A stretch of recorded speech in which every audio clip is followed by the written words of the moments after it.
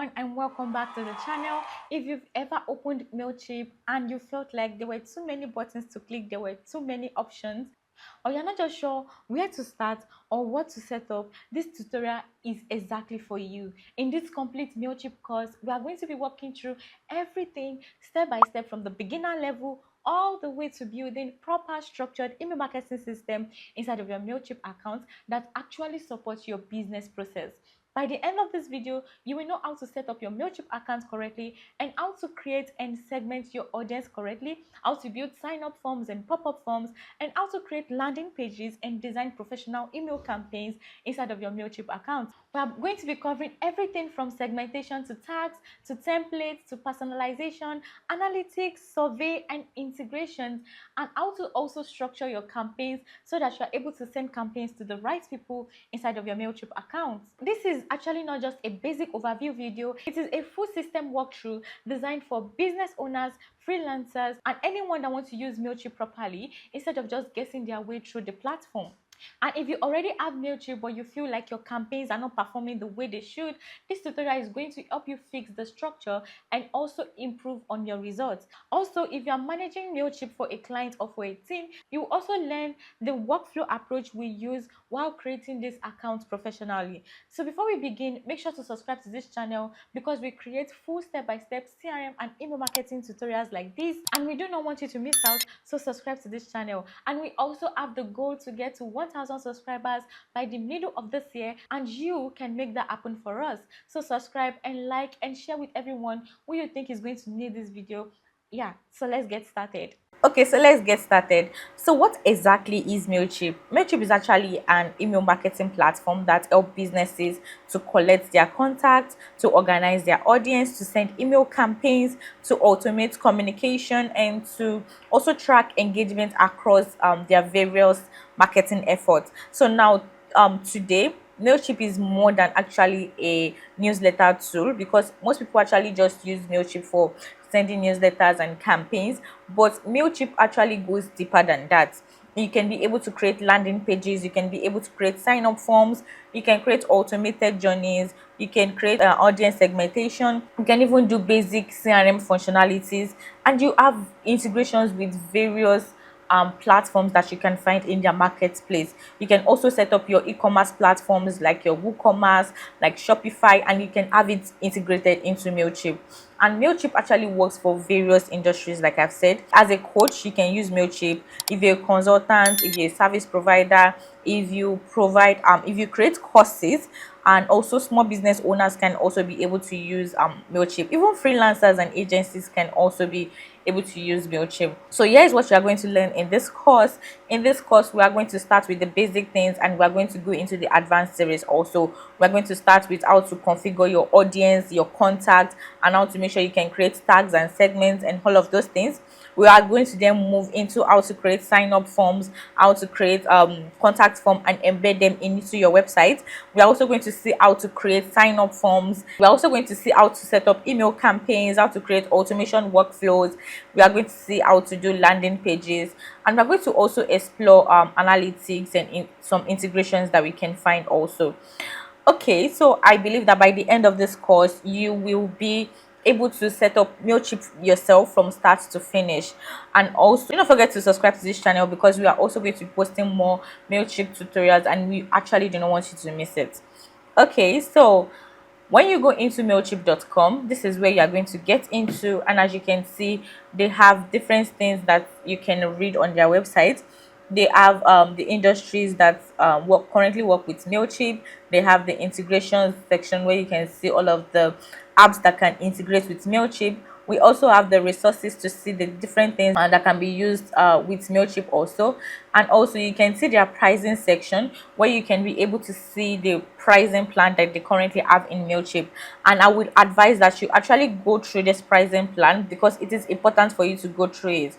If you are starting with Mailchimp, you have to know that you are going to be using Mailchimp for the next 5 years, and if your business cannot be able to afford Mailchimp, then it is very, very important that you do not start.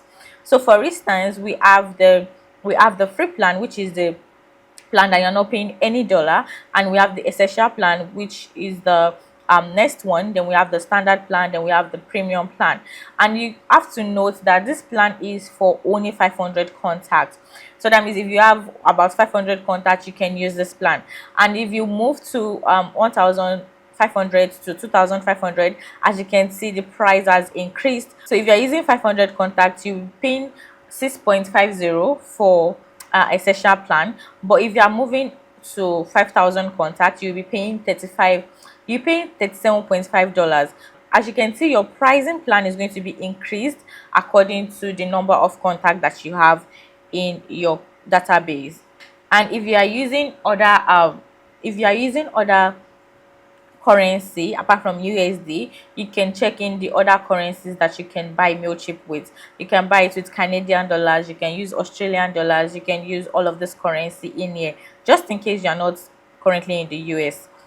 Okay, so the other thing we want to see now is how to set up our Mailchimp account. So if you want to set up your Mailchimp account, you can just click on buy now, or you can even just start with the free plan, where you can be able to create your free plan without paying anything. So when you click on sign up for your free plan, it is going to take you to this place where you can be able to set up your account. You can set up and sign up your account here, or you can decide that you want to continue using your Google account. Okay, so when we sign up, we're going to be using my Google account to sign up, and when I sign in, it is going to ask for permission to access my email, and I click on continue, and that is going to redirect me to my Mailchimp account. And as you can see, Mailchimp is creating my account. I just need to wait a bit for Mailchimp to set up this account. And now Mailchimp is asking me for my first name and my last name, I mean business name. Then I can set up all of this. So let's set up my name. Okay, so my phone number is also required. I do not want to add my phone number. So when I click on next, that is going to take me to the next question they need to ask me, and they are asking me for all of this. So I'm just going to put let me see, Lagos.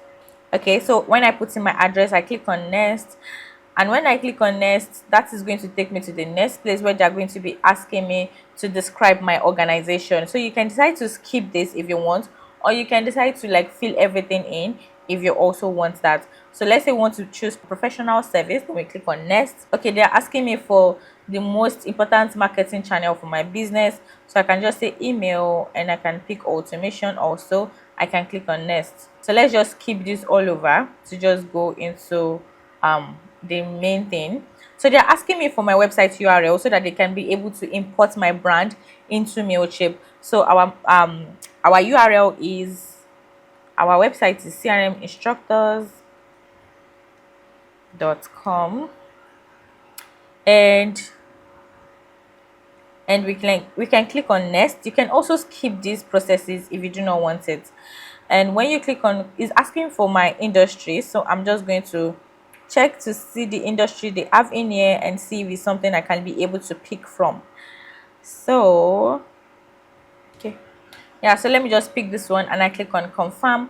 And when I click on confirm, I can choose to do this later, or I can choose to do this now. So they're asking me for the number of email contact I have. I can say 0 to 500, and I click on next. Okay, so after answering all of those questions, it is going to create your account for you. And as you can see, I have a free plan already, which I have 4 days left, and we are going to be using this free plan, this free trial, to create everything we're going to be creating for this tutorial.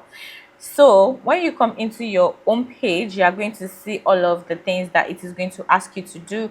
It is going to ask you to create the account, which we've done already, and it is saying contact. You should add a contact in, which I have added already. And you can connect a app if you want, which is going to take you to the marketplace where you can be able to connect an app by using this part. And you can also authenticate your domain if you want. Then you can import your brand. It's just going to ask for your website URL so that you can be able to import all of the logos, the fonts, the images inside of Mailchimp. So that is for the home page. And as you can see, this is the current audience we have. Then you can see the recent campaigns you've sent, and all of this is going to be shown in your Mailchimp account. So the first thing we want to look at is the audience, which is also known as contact. In Mailchimp, it is not called contact, it is called audience. In other email marketing platforms, this is what we call contact, but in Mailchimp, it is called audience. So we can decide to add a contact if we want, and when you click on add contact, it is going to ask you if you want to import from a particular platform or if you want to upload a file into Mailchimp. But before we create a contact, the first thing we want to see is also tags, and we can be able to create tags and segments inside of Mailchimp. Okay, so now that you've logged in into your Mailchimp account, as you can see, we have 4 days left in my free trial, and we have all of this menu on the left hand side. As you can see, this is your home page where Mailchimp is going to take you through how to set up your Mailchimp account. And we have the campaigns where you can be able to send email campaigns to your subscribers. We also have automation where you can be able to create automations like sending of welcome email series, or sending of abandoned cart emails, or sending of nurturing emails. All of this is going to be done in your automation menu. And we have the SMS where you can be able to send SMS campaigns to your subscribers. You can also be able to create an account, or you can be able to set up your registration to get your number to set up the SMS campaigns. We also have the forms where you can be able to set up embedded form, pop-up forms, sign up forms, contact forms. All of that to be done in the form menu. We also have the audience, which is in control of all of the contacts you are going to be having in your Mailchimp account. So all the contacts that you are getting from your websites, from wherever. You can also import contacts into your Mailchimp account by using this menu also here. And other audience, we have things like tags, we have segments, we have surveys, we have subscribers and preference, we have inboxes, and all of this. We also have the analytics where you can be able to see your deliverability insights. You can see the reports, you can see the conversion insights also, and you can also create custom reports if you want. And we have the website menu where you can be able to connect your Wix account to your Mailchimp account so that you can be able to set up your website from Mailchimp. We also have the content where you can be able to add in products. You can upload files and documents, you can upload videos, you can upload images, you can upload whatever it is you'll be using in your email campaigns or your email newsletters. And we also have brand kit under the content menu where you can be able to set up your own brand kit by importing from your website, or you can set up manually if you want by adding the code for your colors, by adding the logos, by adding the fonts, and all of this can be done in the brand kit menu.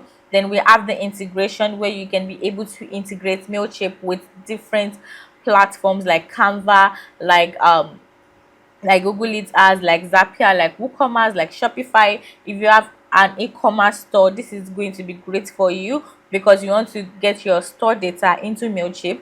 That is where Shopify and WooCommerce comes in. Also, you can also integrate WordPress. There are a lot of apps you can actually integrate into Mailchimp, and as you can see, we currently have 43 of them which you can integrate into Mailchimp.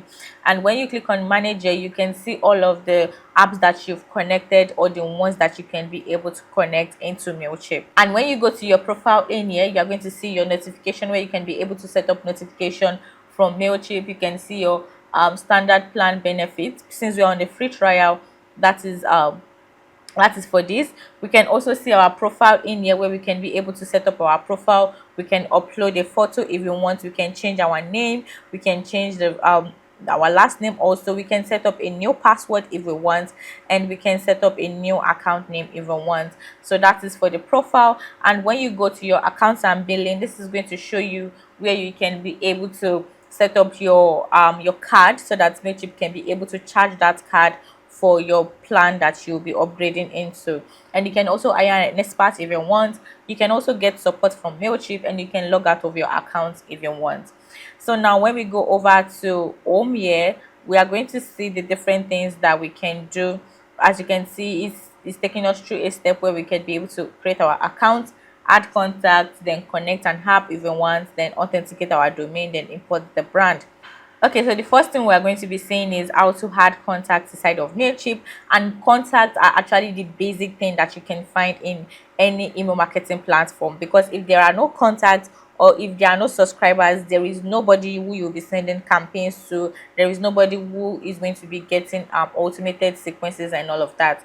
So now to add a account in Mailchimp, when you click on add account, it is going to take you to the place where you can be able to add accounts from your Wix account, or you can add from, or you can import from another platform if you want, or you can just copy and paste, or you can upload a file if you want. So when you go back in here and you click on add account, you can import contacts, or you can even add in a single contact if you want. If you are adding in a single contact, all you need to do is just to come over here, and you can also scan this QR code, which is going to allow you to be able to add contacts from Mailchimp mobile app. They have a mobile app that you can be able to use on your phone, and when you download that app, you can be able to add contacts into Mailchimp from your phone. So now when we add in the email address for this particular contact, we can also add in the name, we can add in the last name. If the contact also have the address, you can also add in the address, you can add in the birthday, and you can also add the company, and you can add the tags if you want. And we're going to be seeing how to create tags in a minute. So when you are done with all of this, you have to tick this checkbox to be able to tell Mailchimp that this person is, oh, you are telling Mailchimp that if this person is already in your audience, they just need to update this profile. And when you click on add account, that is going to add, oh yeah, and you also need to set up the permission so that you can be able to let Mailchimp know that this person gave us the permission to add them to our email list and to email them. So we are going to check this, and when we go back to create account, it said is already added. So when we click on view profile, so the contact has already been added, and when we click on view profile, as you can see, we can be able to see our contact in here, and we can send a message to this contact. We can do all of these actions with this contact. We can also decide to remove the contact, or we can decide to unsubscribe this contact if we want. But imagine you have 100 contacts and you want to bring all of those 100 contacts into Mailchimp. This process cannot be done. You cannot start doing them one by one, and that is where import contacts comes in. And when you go back into all of your contacts in here, and when you click on add contact, you are going to go into the option where you can be able to import a contact. Import your contact. So since we are not using Wix or any other platform, we want to upload from a file. Okay, so I have this file in here where I can be, as you can see, we have this dummy list which we can bring into Mailchimp, and we have the different column and rows. We have the column for the first name up until service interest. We have the estimated due value, we have the lead source, we have the webinar attended, whether it is yes or no. So if you are going to be importing this file into Mailchimp, there is one thing you need to note. You need to make sure that all of these fields has already been created inside of Mailchimp, because if these fields are not created inside of Mailchimp, you will not be able to import all of these contacts into Mailchimp. So you have to make sure that you've created all of these individual fields inside of Mailchimp. So when we go back into Mailchimp, we're not going to import this yet. What we are going to do is we are going to create those custom fields first. So when you come over here and you click on this button here, as you can see, we have the audience settings, we have the unsubscribed emails, we have the groups, and we have all of this. And we can be able to click on the audience settings and see the settings that we can do for this particular audience. But when we go back to contact again, and we click on this icon again, and we click on audience fields and match tab, we are going to be able to create a new field here. You can see all of the existing fields that you currently have inside of your Mailchimp account, and when you click on create new field, you can be able to add the name of the field. You can add whether it is a text, or if it is a number, or if it's a radio button, and or if it is a birthday, or an address, or phone, or website, or image URL. You can add in all of this. So if we're going to be starting out with using each of these fields in here, since they have the last name and the first name, they should have the phone. Do we have phone? Yeah, we have the phone number already. And do we have job title? No, we do not have job title. So I'm going to create a new field, and I'm going to name this job title. So let me just copy this and paste it here. So job title is a text field, so we are going to be using a text field for this, which is already inserted. We can also add in a merge tag if you want, and you can use the default merge tag if you also want. Okay, so you can also add in the merge tag if you want, and this merge tag will allow you to be able to add this particular field inside of your emails or inside of your campaign. So you can add in something simple like maybe job title, Let's just use job title. Okay, so the default merge tag value just means that if a particular contact do not have this particular field inside of Mailchimp, what should we replace this as? So we can say want to replace this job title as sales manager. So that means if they do not have the job title for the particular contact, we are going to be replacing that particular field with sales manager for that particular contact. So we're just going to click on sales manager, and we can also set this field to required if we want, and that means this field has to be put in if we want to create a new contact. So we are going to click on save, and when we click on save, our job title field has been created. So we have to do the same thing for the company name.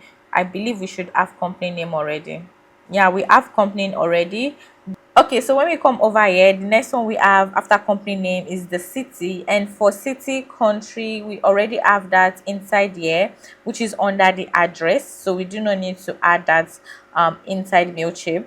The next one we have after city and country, life cycle stage, and for this one we can decide to create a drop down in this sheet to see the number of life cycle stage that we have. We currently have all of these. Okay, so for the life cycle stage we have all of these options, so I'm just going to copy these options in here,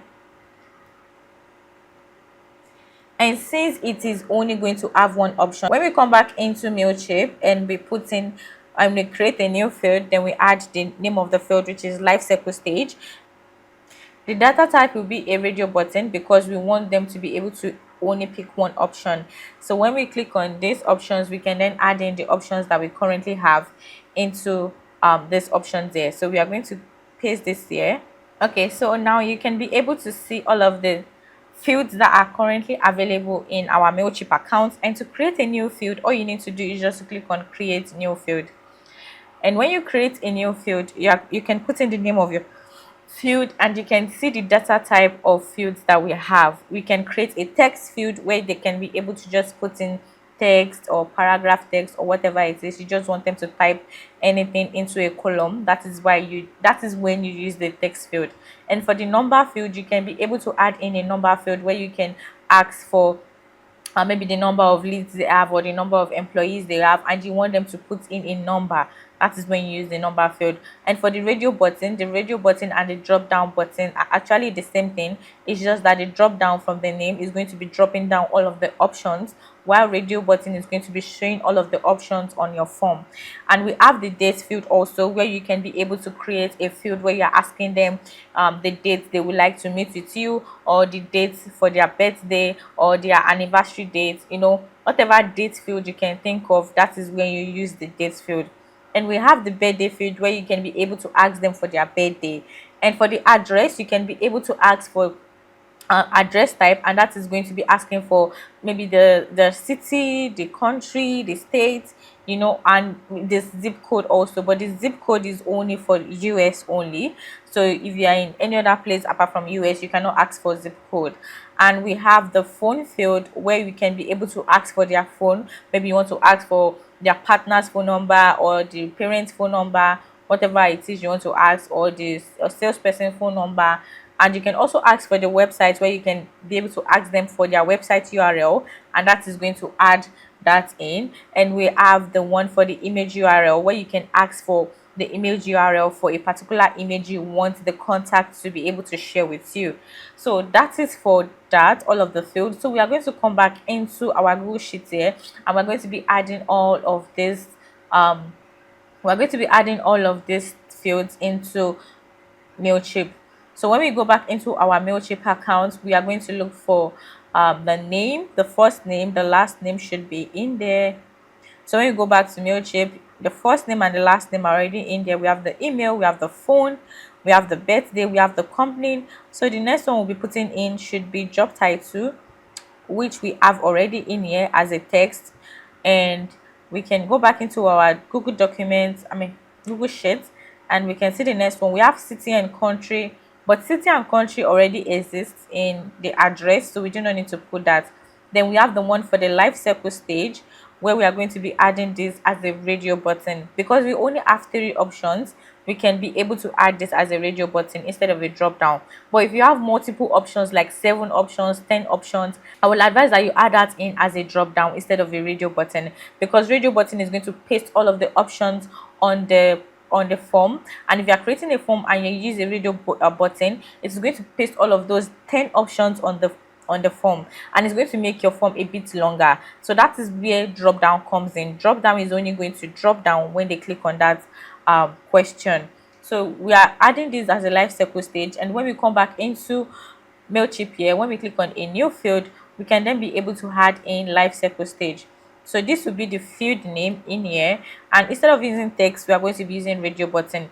So I'm going to be adding in all of the options there. I can click on add option here to be able to add in multiple options. So the first option that we have in the life cycle stage is the lead, and when we copy the lead in here, and the next one should be the opportunity. Yeah, the opportunity is the next one, and the next one is the one we have for. So I'm going to click on add option. So the next one we have after opportunity is customer, which I'm going to be pasting in here. And for all of this option, you have to make sure that you copy all of the options from here into your Mailchimp account. So we can use the default merge tag. That means this is going to be the default value for this particular field when we are creating them. So everyone that is coming in is going to be coming in as a lead. So this will be the default tag that we are going to be using. So we can also set this up to make it required if you want, and when you click on required, that means this field must be set whenever you are creating a new account or new contact in Mailchimp. So when you click on save, this field has been saved, and the next field we want to look at is the one for the lead status. So if you go over here to lead status, you are going to see the various options that we have under the lead status. So you are going to come back into Mailchimp and you are going to create a new field, and since it's only one option, we are going to be using the drop down. Let's use the drop down now, and we can add in multiple options if we want.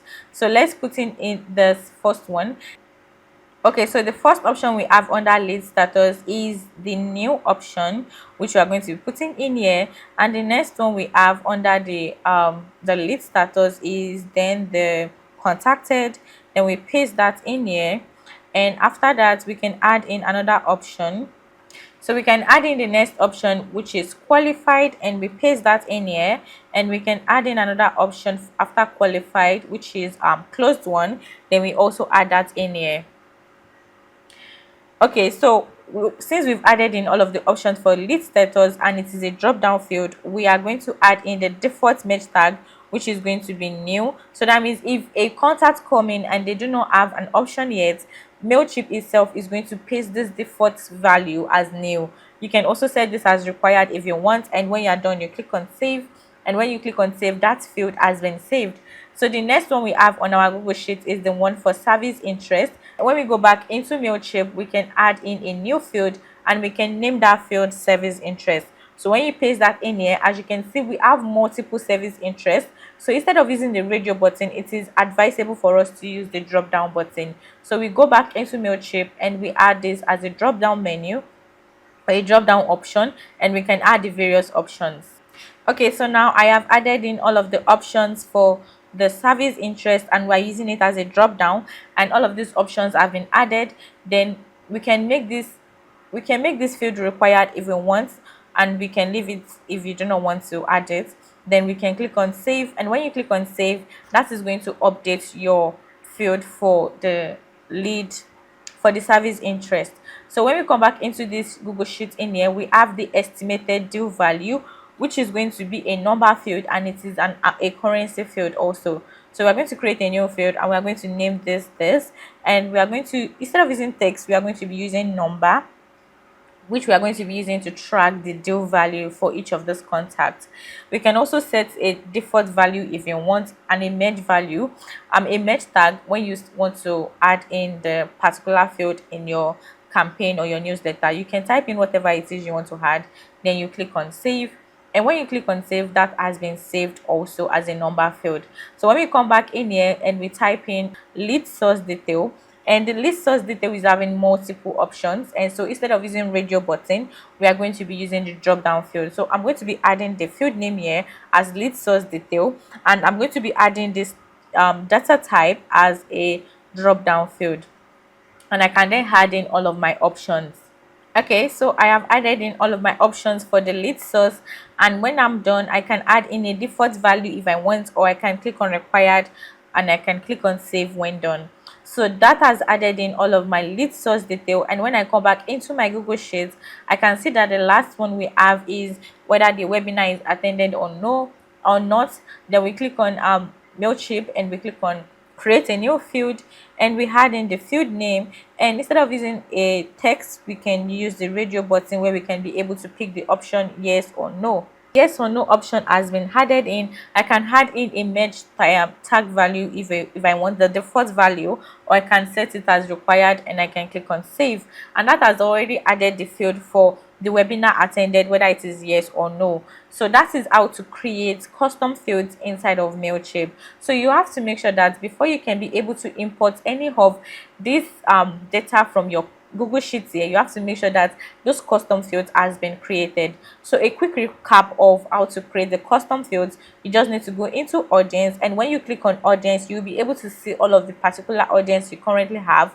in your Mailchimp account. Then for this particular audience, you can click on the audience settings here, or this icon here, and you can see the audience settings, you can see the audience field and merge tag, and when you click on that, you can be able to create a new field. So when you click on create a new field, it's going to bring out a form where you can add in the field name, you can add in the data type, the merge tag, and the default value, and you can set it as required if you want or not. So when you click on the field name, you can add in the name of the field, and you can also add in the data type for the particular field.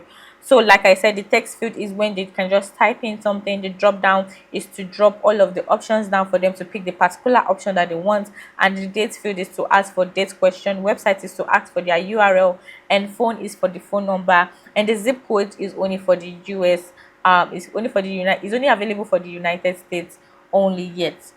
So that is for custom fields. So now let's see how we can be able to bring all of this contact that is currently in this particular file inside HubSpot. So what we are going to do is we are going to download this as a CSV file, and this is important because you have to make sure that you are using the Excel sheet or the CSV file to bring this inside of HubSpot. So we are going to click on download here, and we are going to use CSV, and as you can see, that has been downloaded. To import the file, we just need to go back into contact, and when we go back into contact, we can see the option here where it says add contact, and we can click on the drop down here, and we can see the import contact. So like I said, you can import contacts from various platforms if you want, but since we are uploading from a file, we are going to click on upload a file, and we are going to click on this, and we can click on continue, and it's going to ask us to select the file we want to bring in inside of Mailchimp, and we can then drop this file into here. So let's drop this file, and as you can see, the file has been added into Mailchimp. Then you click on continue, and when you click on continue, that is going to take you to the next stage, and it's going to ask me for the current audience I want to drop this contact into. As you can see, it is this is the audience I have. I can create a new one if I want. I'm going to show you how to do that in a minute, and you can pick the particular audience you want to use, and you can click on update any existing contact, so that if you have any contact in that file that is already existing in Mailchimp, Mailchimp is just going to help you update that particular contact, and there will be no need for Mailchimp to create duplicate contacts inside of Mailchimp. So when you are done, you click on continue, and when you click on continue, it is going to ask you to search for a tag that you currently have, or it's going to ask you to create a new one if you want. So you can select from the popular tags that is in here, or you can just type in whatever it is you want, and you can add in a new tag. So we want to add in a new tag where we're going to name this new lead, and we're going to add in new lead, and this tag is going to be added for every of the contacts we are importing in. So when we click on continue, it is going to take us to the page where we can be able to match each column of the file with the ones in Mailchimp. So as you can see, this is the column name, all of the column name in here, and this is the Mailchimp fields in here. So we are bringing in the first name, the last name, the email has been matched, the phone number has been matched, Job title has been matched. Company name has been matched. Address also has been matched. So let's say this is address.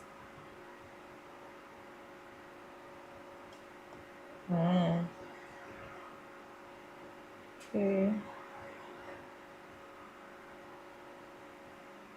Yeah, so it's not matching. Okay. um so we're going to match the city with the address, which is city, and we are sorry, no, this should be address city, and this should be address country. So you select that. Then for the life cycle stage, that has been mapped. Lead status and all of this has been mapped. As you can see, Mailchimp automatically mapped everything since we've been able to create the custom field inside of Mailchimp already before we imported the file. So when we are done, we are sure that everything has been mapped correctly. We then, oh, I'm missing this. So make sure that all of them have been selected and each one has been mapped to the correct Mailchimp field name, because if you do not map it correctly, you are going to face a lot of issues and we do not want that. So you are going to click on continue, and when you click on continue, it is going to ask you to select the marketing status, the email marketing status for this particular contact. So you can click on subscribed, and that means that they are consented to receive emails from you. And you can click on unsubscribe if you do not want to send emails to this particular set of people, and you can click on non-subscribe, that means they never opted to receive emails from us. Or you can click on cleaned, and when you are done, you click on finalize import, and when you click on finalize import, it is going to ask you, it is going to preview all of the things you've picked. So we are importing from a file upload, and the marketing status is subscribed, and the updates to update existing contacts is yes, and we are tagging all of this new lead. So you click on complete import, and upspot, sorry, when you click on complete import, all of the new leads are going to be added into your Mailchimp account. As you can see, it is saying sources, it has added in 20 contacts inside of Mailchimp, and we can decide to email the new contacts if we want. So that means we can decide to email all of the contacts we just imported into Mailchimp, and we can be able to send the emails to them.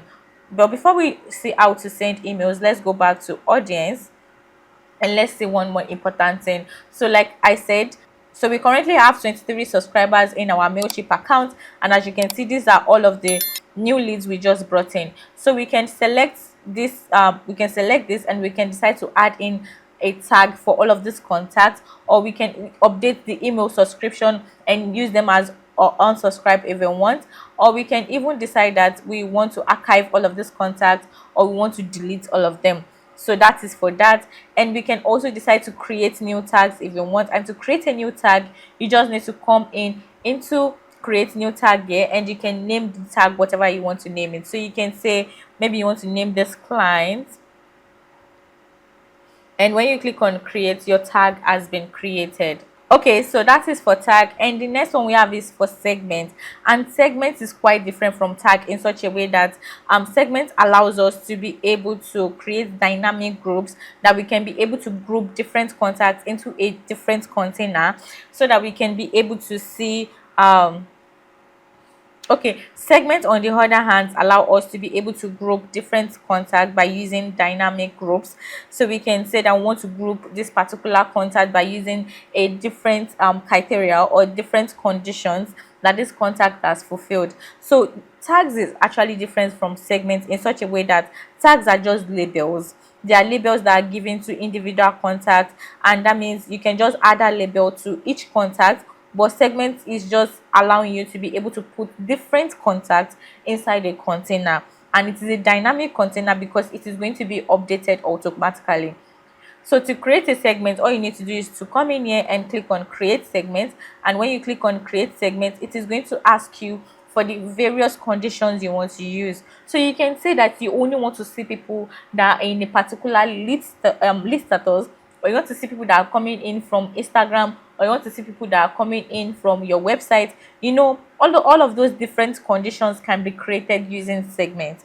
But whereas in tags, we cannot use conditions because we can only add them in as a label. Okay, I hope that was not confusing. Okay, so we can say for this tag, for this segment, we want to see maybe all of these people that are tagged a particular tag. So we can say we want to see all of the people that are new leads, and we also want to see, you can also decide that you want to add in a and condition or a or condition. So the and condition just means that both of these must be fulfilled before this segment can be created, or before a contact enters into the segment. So we can say that we want to see all of the people that are a new lead tag, and we want to make sure that the email is not blank. So that means everybody that is new lead and the email is not blank is going to be entering into this segment.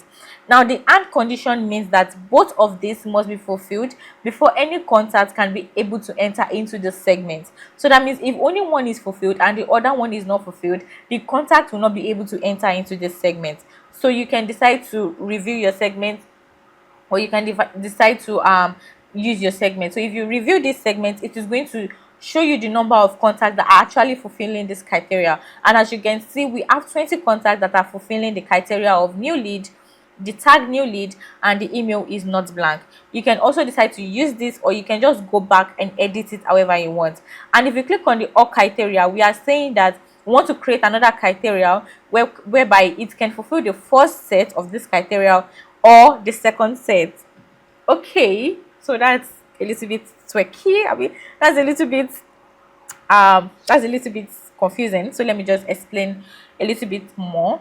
So we have the first set, which is tag is new lead and email address is not blank. So this is the first set. We can decide that this first set is where we are going to stop, or we can say that we want to create another set whereby the condition for the first set can be fulfilled, or the condition for the second set can be fulfilled. So any of the sets can be fulfilled before a contact can be able to enter into the segment. So we can also say something like, if the tag is also new lead,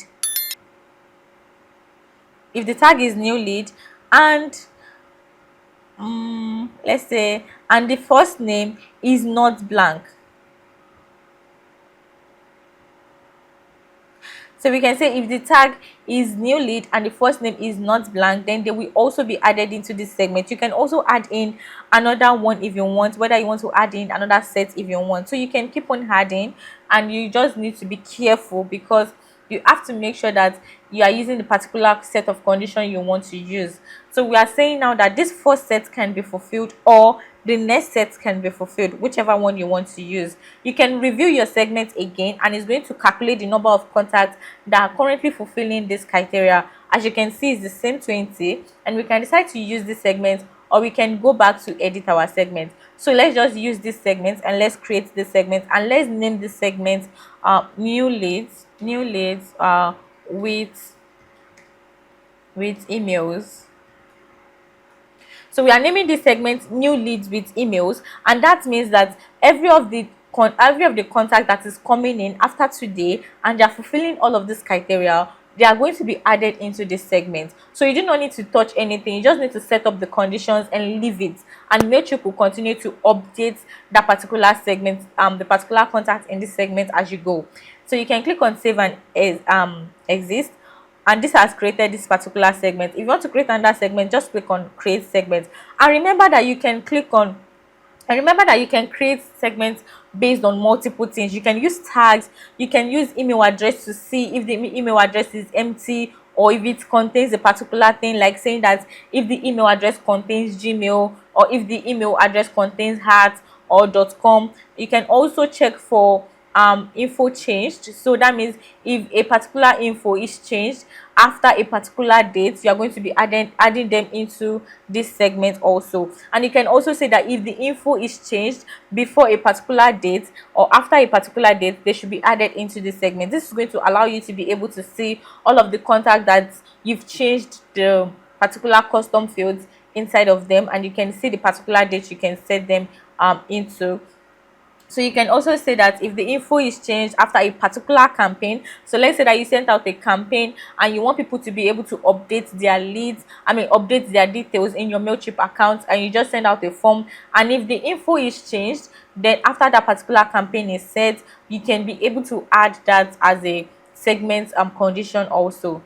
So after that, you can also add in the VIP status. You can add in the first name. Maybe the first name is empty, or the first name is starting with M, or the first name is starting with Y, whatever you want to use. You can also use the birthday date and say that if the birthday month is maybe January, or if the birthday month is February. You can use the various you can twist this however you want.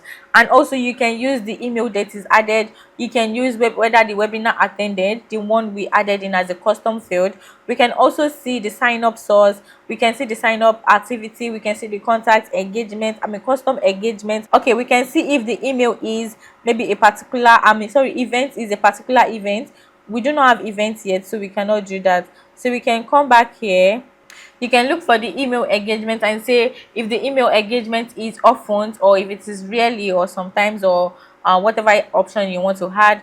And also you can add in the campaign interactions. You can say if the campaign was sent, or if a particular campaign was opened. This is going to help you to track all of those people that are opening your campaigns, that are clicking on your campaigns, that are replying to your campaigns. You can be able to set up all of these segments using all of this. So since we've not been able to send any campaign in this Mailchimp account, we cannot be able to use this segment because no one is going to show up in the segments. But if you want to just set this up, you can say if the campaign interaction was as opened, or if it is, you can also use any campaign, or you can use a particular campaign and use ease, and it's going to search in for all of the particular campaign that you currently have. So we have this campaigns in here, and we can pick the particular campaign we want to use. So you can say if it is any open, or if it is a particular open, maybe the Apple privacy open, which is the open that is tracked by Apple itself. And you can also add that in, and you can also add in a time frame. Maybe you want to check in for people that have opened your emails in the last 6 months, or you want to check for the people that have opened in the last 30 days, or on a particular date. You can also do that. So just think about the particular condition you want to use for your business, and then you can go ahead to pick in whatever conditions you want to add, and you can just add them in.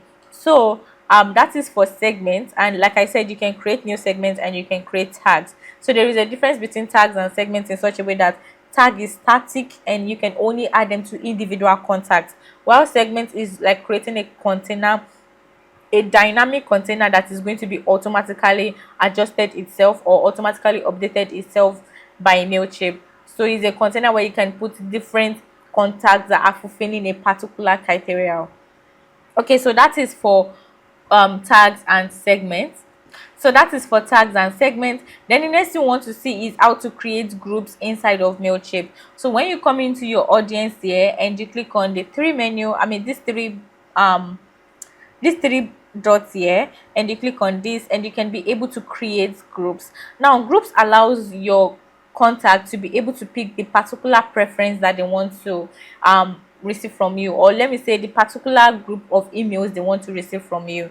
Okay, it's saying here that people can be able to receive what part of your marketing they are interested in. So you are trying to create groups whereby you can add different campaigns into a particular groups, and you can add the group option. So for instance, if you have different products that you are selling in your business, you can be able to create a group for each of those business, and you can say that maybe the first one is you are selling CRM audit, or the second one is you are selling email marketing setup, or all of those things. You can create group for that. So to create groups, you can use the checkbox where people can be able to select more than one options. So if they want to receive emails about CRM audit and email marketing setup, they can be able to pick two options or two or more, and they can select more than one. But if you are using radio option, you are saying that they can only be able to select one. And if you are using drop down also, you can be able to say they can pick more than one. And if you do not want to show it, you can make it hidden also.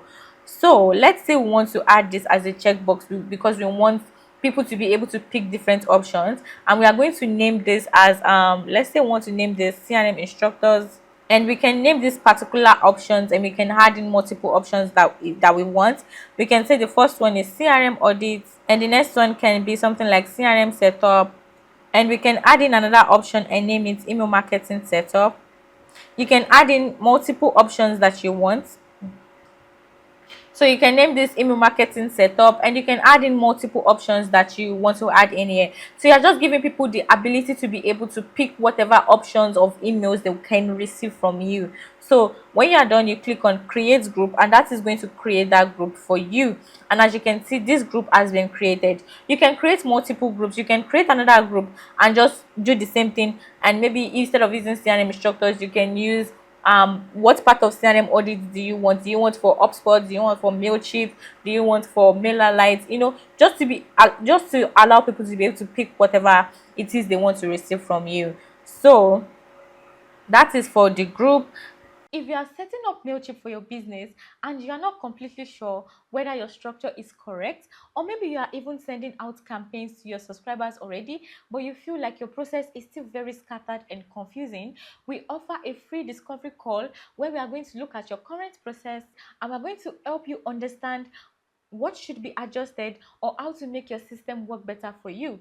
So sometimes just a little improvement can make a very big difference in deliverability and engagement of your emails.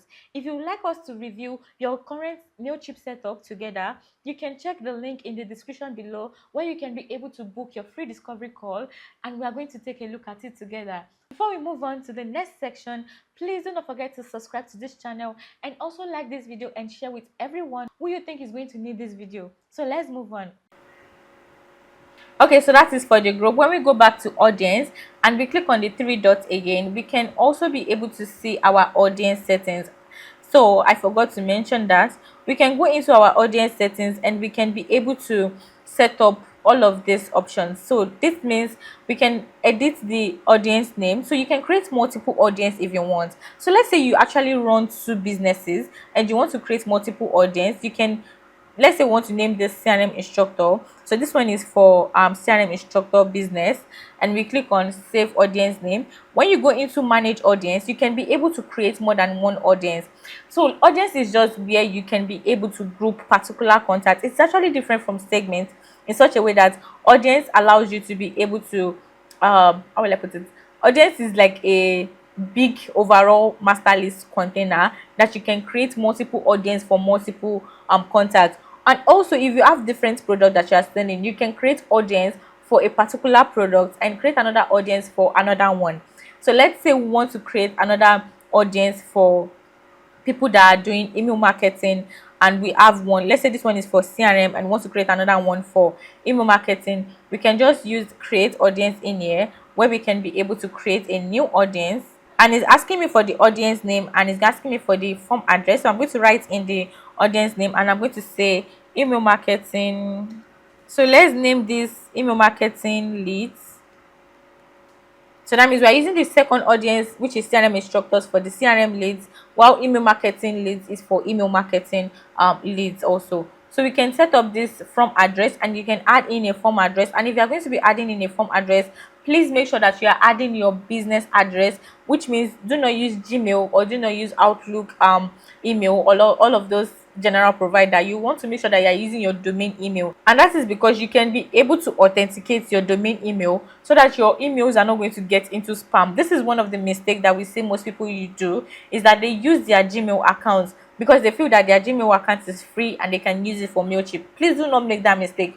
Your emails are going to be getting into spam, and that is because you cannot be able to authenticate your Gmail account. So we can add in our custom domain, but we will have to authenticate it. I'm going to show you that in a few minutes.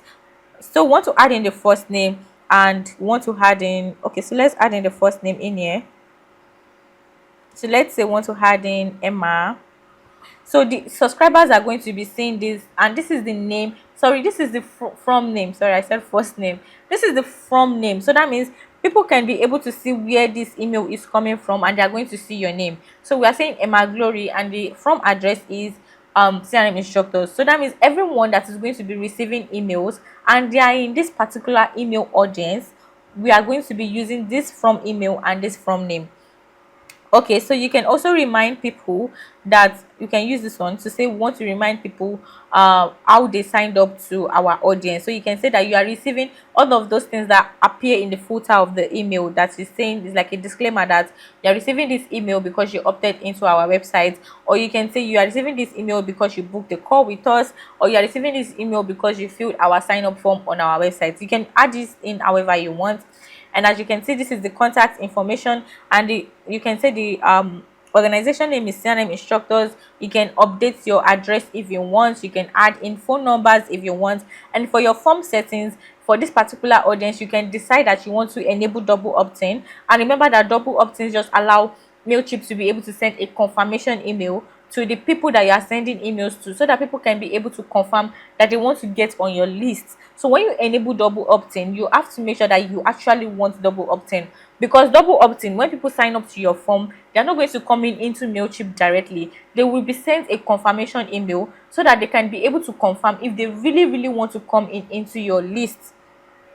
If you enable double opt-in, this process is going to be triggered, and most people do not actually open the confirmation email, so they are not going to get on your list. So you want to make sure that do you actually want to set that up or not. But if you set up your double opt-in, you are going to have a very clean and healthy list, because if people are confirming that they want to get on your list, then that means they really want to hear from you.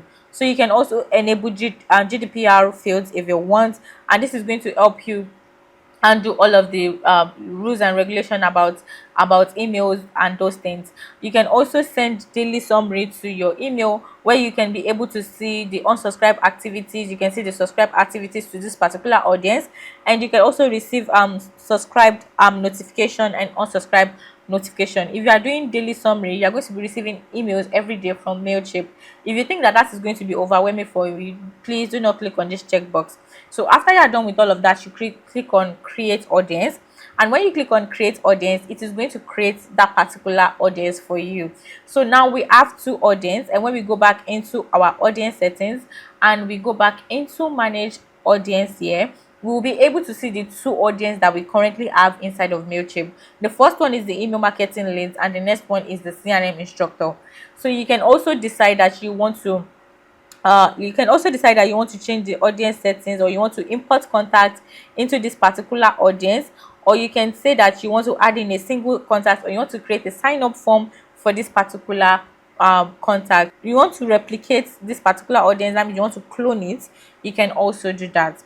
So that is for audience. And when we go back into audience, we can be able to change from email marketing contact to CRM contact. As you can see, this is picking the different audience that we have. So under the CRM instructor, that is where we imported all of our leads inside. But if we come back into email marketing, we currently do not have any leads, because we have not added in any leads or any contacts for this particular audience. So you can go ahead and import contacts, or you can add a single contact if you want.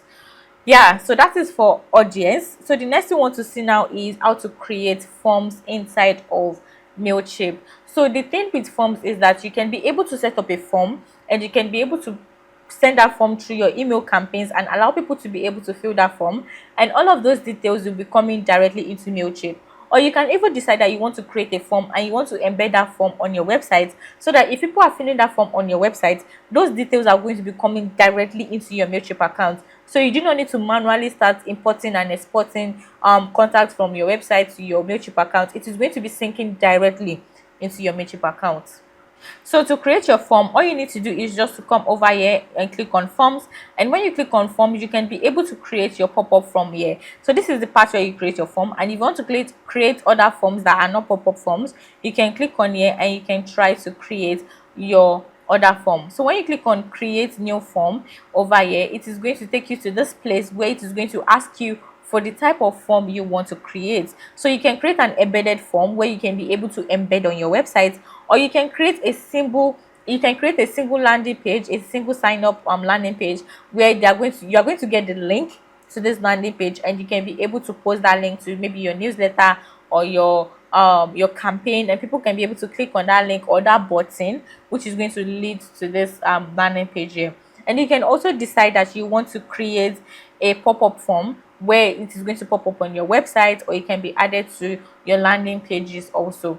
So let's create an embedded form and let's see how that is going to be. So when we click on create embedded form, it's going to ask us to name this form, and we are going to name this contact form.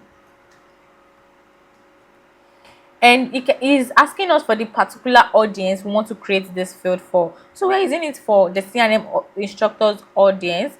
So we're going to continue to build that, and this is going to take us to the page where we can be able to edit our form. So this is our form, and this is the field that we can be able to add. So when you click on the form fields here, you can see all of the fields that you currently have under that particular audience. And as you can see, these are the new fields we just created: the life cycle stage, the list status, the service interest, and all of those things. We only have the email address added in here. So we can also say that we want to get in their first name, want to get in their last name, we need their phone number.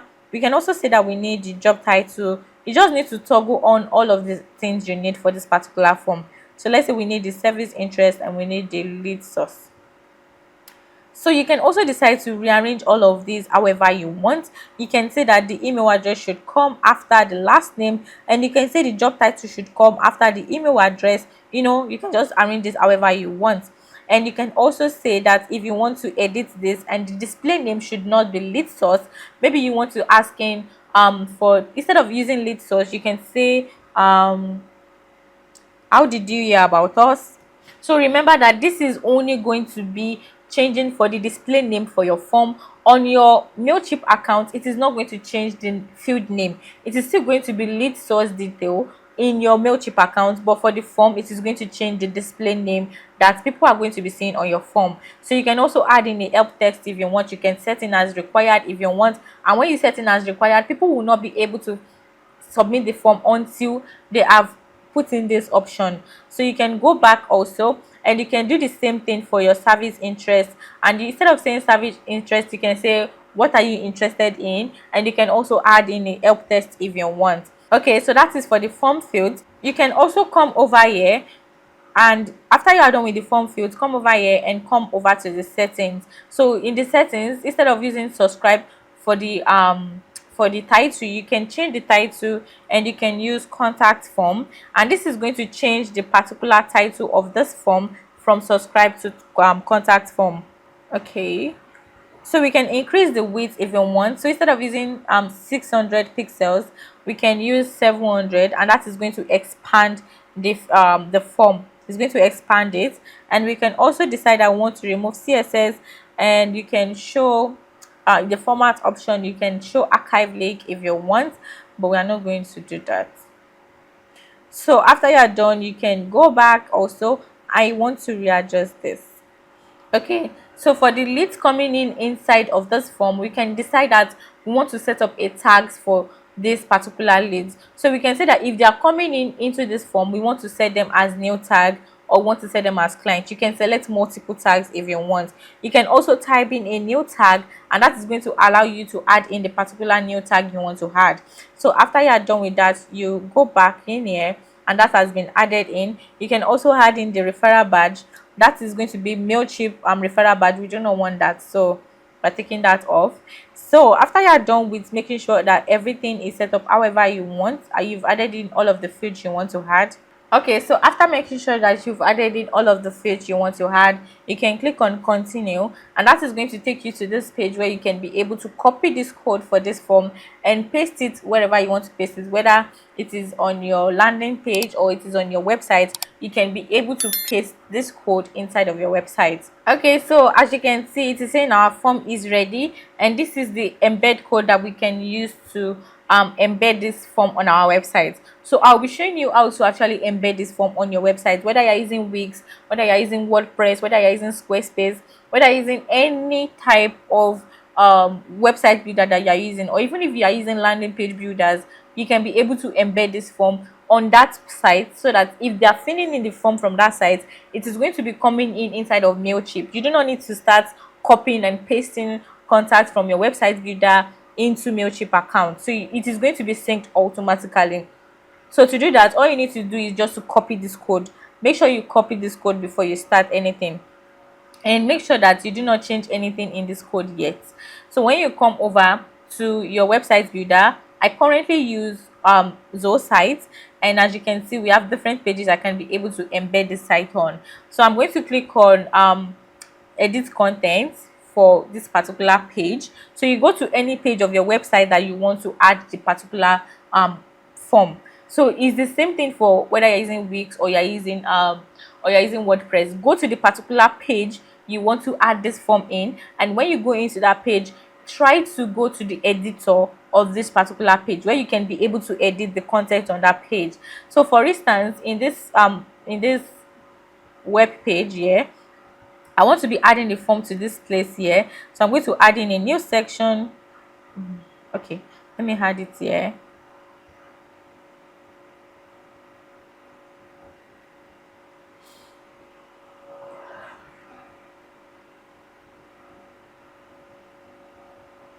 So I'm going to be adding in a new element. Oh my.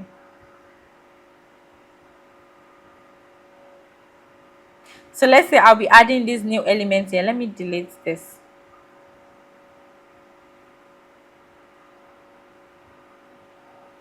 So I'll be clicking on adding new element, and I'm going to add in a new element. It's the same thing. You just need to look for where you can find the code snippets, or yeah, it is most time called code snippets in the website builders. Or if you see embed code or you see embed iframe, just drag in whichever one you see. We're going to be using code snippet, not iframe, because it is actually an HTML code. So we are going to come in inside of this place. Most builders allow you to be able to edit that particular code, but in those sites we just need to add in a new snippet, and we need to name this Mailchimp form, and we click on OK. And when you click on OK, it's going to create a blank page where you can be able to add the code you just copied from Mailchimp. So the process is simple. Just look for where you can find code snippets, then try to paste it inside of that. And as you can see, this is our code snippet we got from Mailchimp, and it has added it in here. And when you are done, you click on OK, and when you click on OK, that is going to update that particular code snippet. So what you want to do now is we want to publish this page, and when we publish this website and we go into our website and we go into this particular page, we should be able to see the form on this page. So now let's click on this particular page and let's see if we can find the form. As you can see, this is the particular form. As you can see, this is the form for Mailchimp. So you can be able to see that all of these fields, directly the way it was in your Mailchimp account, has been added in inside of this place. And you cannot edit anything here. You have to make sure that you edit it in Mailchimp first before it can be adjusted inside of your website. So that is how to embed your Mailchimp form inside of your website. Like I said, it is a very simple process. You just need to copy the code and come inside of your website editor and drag in the website code. So the code you are going to find in Mailchimp, just copy this code and paste it inside of your website builder. Look for the embed code or the embed iframe and paste it in there. And when you paste it in, it's going to show up in your website like this. And when you are sure that everything has been done inside of your website, and you're sure that the code has been connected properly inside of your website, when you go back into your website, you should be able to see how it is going to look like. So here is our form, and here is how it's going to look like on our website. So when people start putting in their details here, it is going to show up inside of Mailchimp directly. So you do not need to start copying and pasting all of your contacts. It is going to show up directly in your Mailchimp account. So let's try to see if that is going to work. If we type in a new contact here. Okay, so I have filled out the form on the website, and this is how the form is. And when I click on subscribe, it is going to fill out these details into my Mailchimp account. As you can see, it said I've already subscribed and my profile has been updated. Remember that this thank you page, you can also edit it inside of Mailchimp. So if you go back into Mailchimp now, we should be able to see the new contact I just added inside of Mailchimp. So if you go back into forms and we go to all forms, and this is the contact form I just created. So let me see if I can find the. So if we go into audience, and we should be able to see the new contacts we just added in from that form.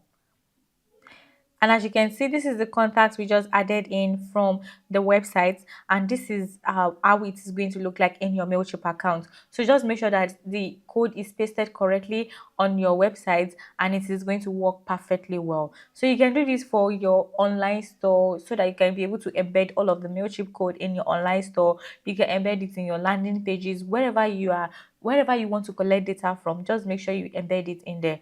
So that is how to embed your form on your website. So the next thing, let us see how we can set up a pop-up form inside of Mailchimp. But before we set up our pop-up form, we need to go and set up our brand kit. And that is because when we set up our brand kit, we can be able to add in our business logo, the font, the colors that we want to use for our brand. All of these things can be added into the brand kit. So to set up the brand kit, you are going to click on content here, and under the content also you can be able to upload multiple things that you want to use, like the document you use, the images. You can also connect your store and all of this thing. But we are setting up our brand kit. So now when you click on this place, it is going to ask you to import the brand from your particular website. So this is actually not really reliable because it can import different things that you do not need. But you can also decide that you do not want it to import from your website, because you do not just want to bring anyhow images from your website. You want some specific things. So you can decide to set it up yourself. And when you set it up yourself, you can add in the logo by clicking on add logo, and that is going to take you to this place where you can be able to add your logo. So when you click on add logo, it is going to take you into your computer where you can be able to upload the logo of your choice. It must be in your computer already, and you just need to upload it into Mailchimp. So let me look for our logo here so I can add it in.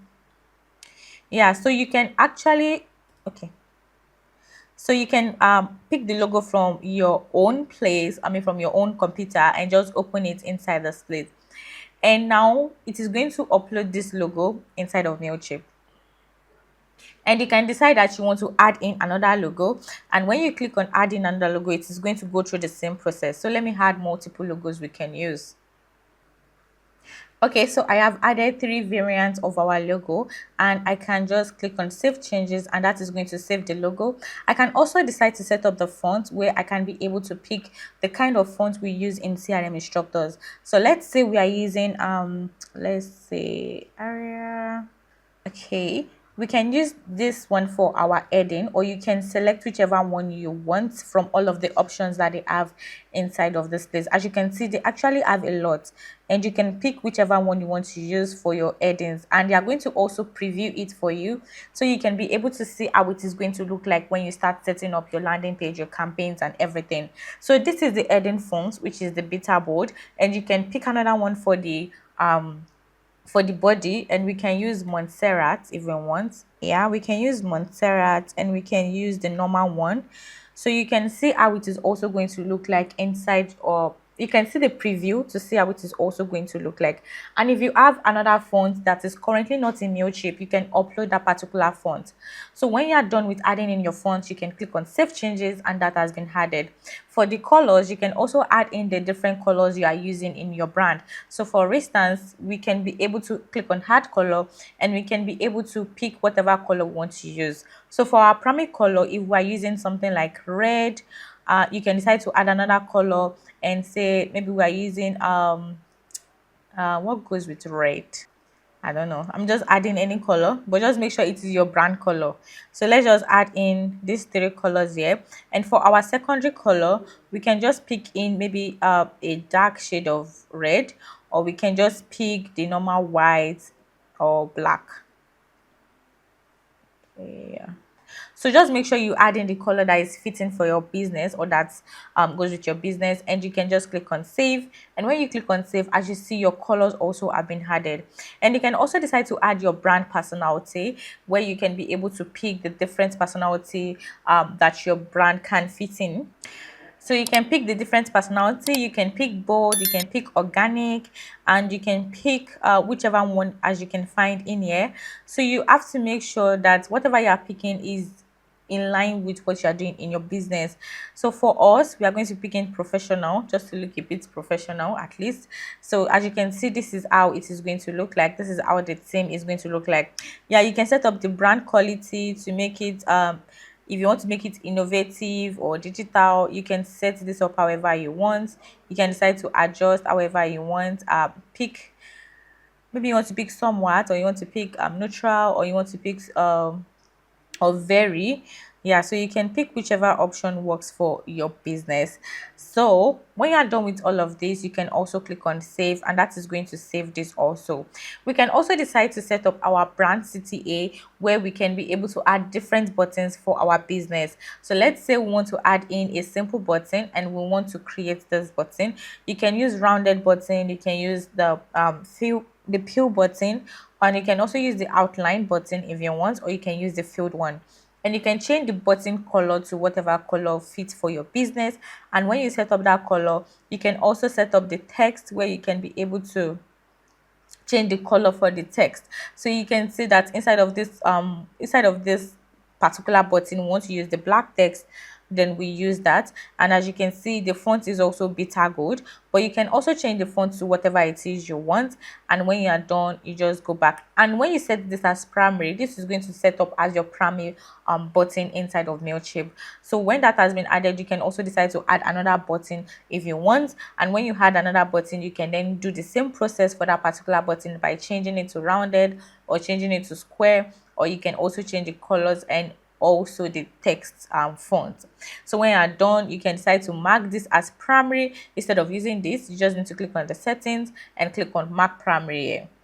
And when you're done, you click on your save changes also, and that is also going to save your button. So now that we've set up our brand kit inside of Mailchimp, we can then start creating our pop-up form. Now, another situation we see very often is that many businesses already have Mailchimp running, but the audience structure, the tags, the segmentation, the automations are never set up properly from the beginning. And when that happens, campaigns become harder to manage and results are usually lower than expected.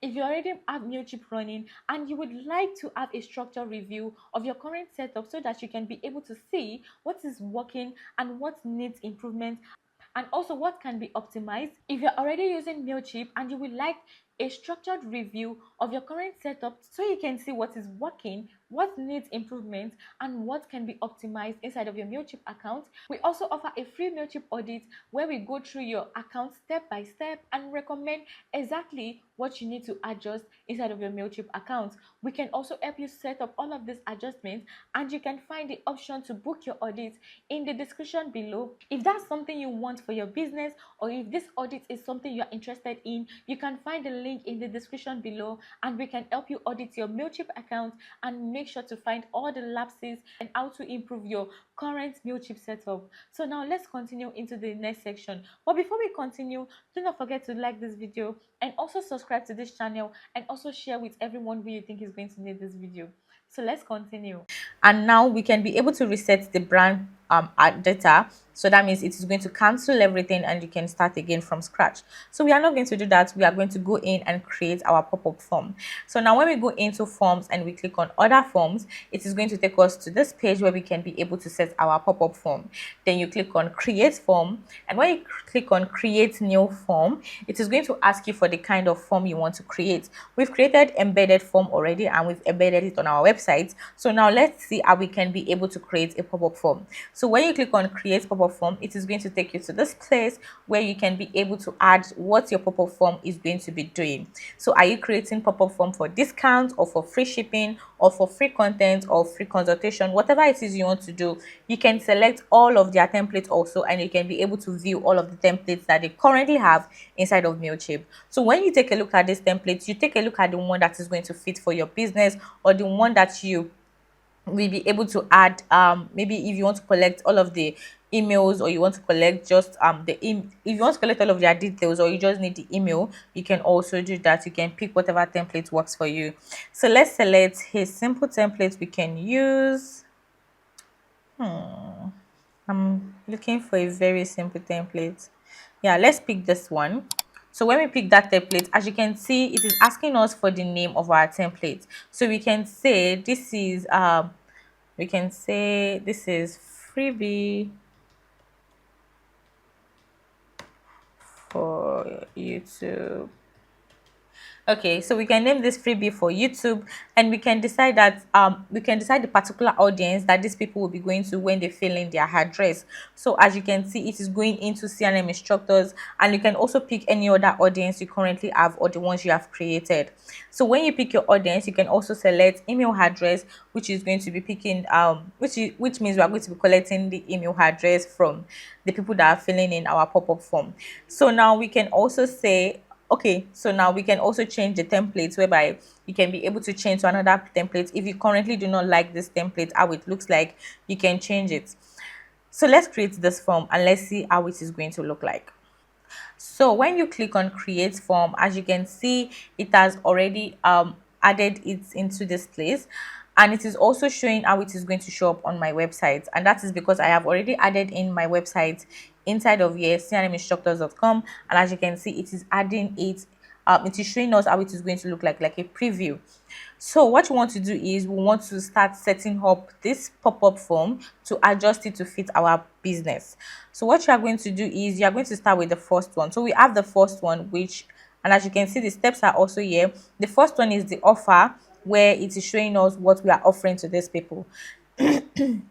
So we can change because we've added in our logo for the brand kits. It has already brought in our logo here, the primary logo.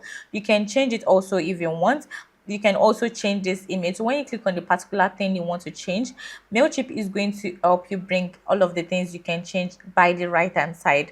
So you can select what you want to change by the left hand side, and it's going to bring all of the settings by the right hand side. Okay, so for instance, if we want to edit the copy container, we can do that. If you click on logo, it is going to take us to the place where we can edit our logo. So we can replace the brand kit, the logo from the brand kit if we want, and we can select all other logos that we have, and it's also going to like change that in. As you can see, it brought in the white one, and you can also decide to replace it again and pick another logo that you've added in your brand kit already. So when you do that, you can also be able to edit the background. You can do all of the settings for your particular logo.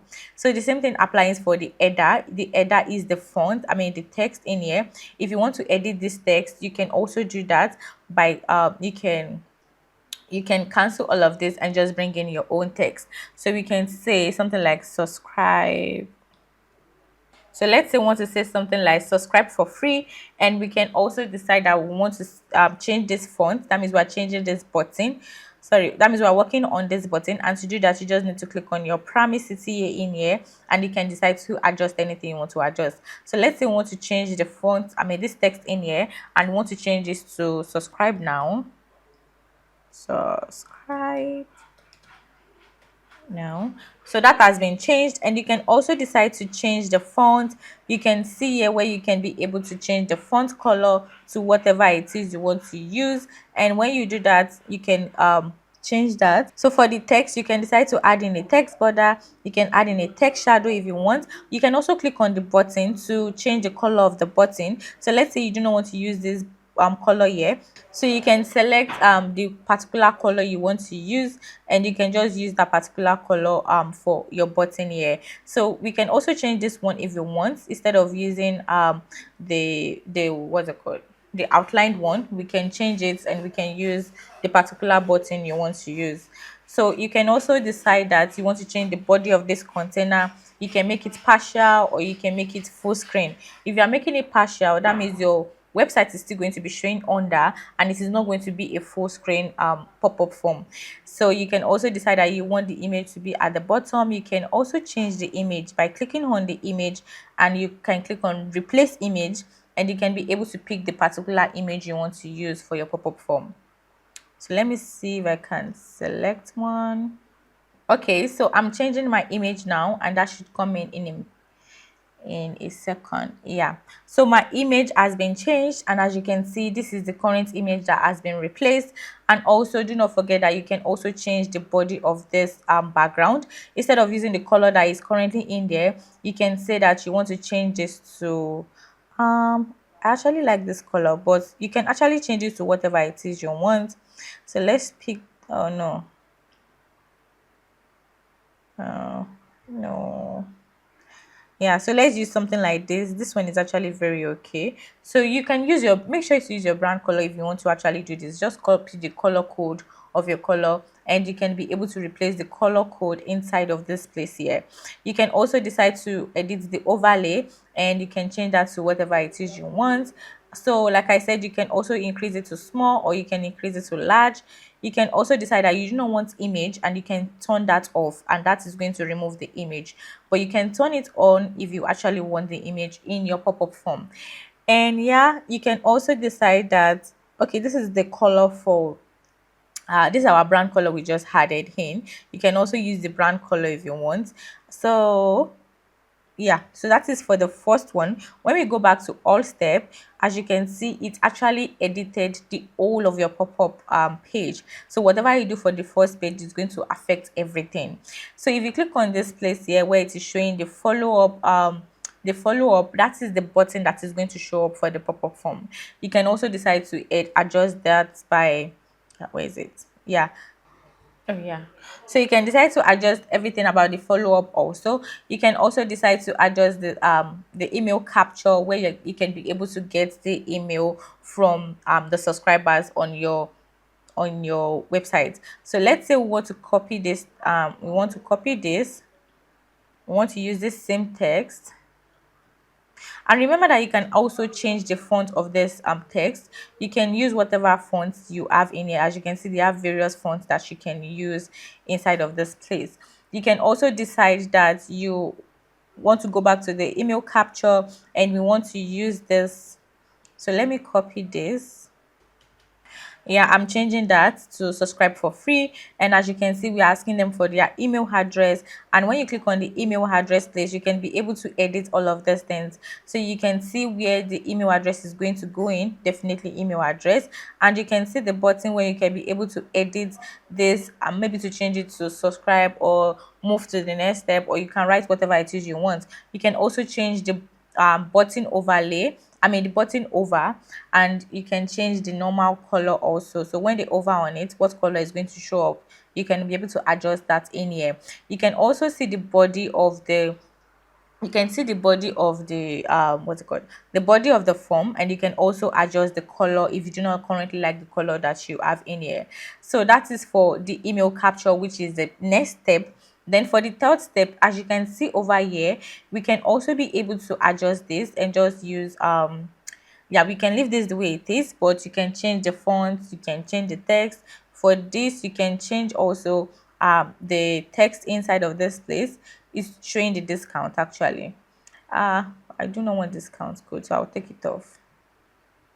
I want this off. Yeah, so I do not want that in, so I'm just going to cancel this, and I'm just going to type in, let me type in thank you. Yeah, so thank you, then click on go back to site. So now here is something I actually missed, and it's actually very, very important. So for the first step, where we can be able to see the button, for the button in here, we can see that when they click on this button, we can ask them to move to the next stage, which is the email capture. So before we can be able to use this button, we have to select wherever this button is going to lead to. So when you click on select button, as you can see, it is showing the appearance of the button where you can make all of this adjustment, and you can also be able to see the button action where you can decide where this button is going to go. So for this form, or for this pop-up form, it is going to go to the next step. But if you do not want it to go to the next step, you can actually decide that you want it to go to a particular URL. So you can use go to URL, and you can add in the link to the URL. So for instance, if they click on subscribe now, you want them to go to a particular landing page where they can be able to fill out the form. You can also use that, or you can say that you want them to go to your website or wherever it is you want them to go to. And if you click on the add action again, you can decide that you want to capture data. But since we are not collecting any data here, like email name, we cannot use capture data. Or you can even decide to close the step. That means if they click on subscribe now, it is going to close that particular step. That's not realistic, because if you want them to subscribe now, you want them to subscribe to something. So the best place for them to go to in this action now is just to go to the next step, which has been added in already. So as you can see, when you click on cancel and you click on add action, you can actually do all of this. You can also set user property if you want, and say that when they click on subscribe now, or when they put in their information, you want to made the list source to be a particular thing, or you want to make the list status to be something particular. So you can actually do that. So let's see how we can, yeah, the next button, sorry. So for the next button, we can also say that the action is going to be leading to a particular thing. So in case they do not want the pop-up, they can say no thanks, I do not want. And when they say no thanks, it is going to close the pop-up and they're not going to see it again on the website. So you can also decide to add another action that if they say no thanks, you can lead them to another landing page where you're trying to like convince them or something. But the reasonable thing to do actually is just to close that step. If they say no, they do not want it, then yeah, they do not want it. So you just cancel this. And when you go to the next step, which is the one for where we are going to be collecting their details, we can then decide that when we click on this button, which is the continue, when we click on it, as you can see, you can change the color, you can change all of this, and we are using the primary CTA over here. You can also decide to use the second CTA that is already in our brand kit if you want, and you can also decide that the button action is going to be that we want to capture data. Since we are collecting their data, which is their email address, if you are collecting name, email address, or whatever it is you are collecting, you can also decide that you want to capture that data into Mailchimp. So this is the particular step you are going to use, or the particular action you're going to be using for this pop-up button. So when you click on capture data, it is going to help you capture the data into Mailchimp itself. So you can also decide that you want to add in a tag, whereby you can be able to add in a tag for that particular email. So if you have an email coming and they say they want to subscribe for free, you can tag this. Oh, I do not. So we can quickly create a tag here. Oh, I do not have tag for CRM instructor. So let me just create a tag here and let me just name them YouTube contact, and I click on create, and that is going to create the tag. I do have tag. Oh, it's for the second one.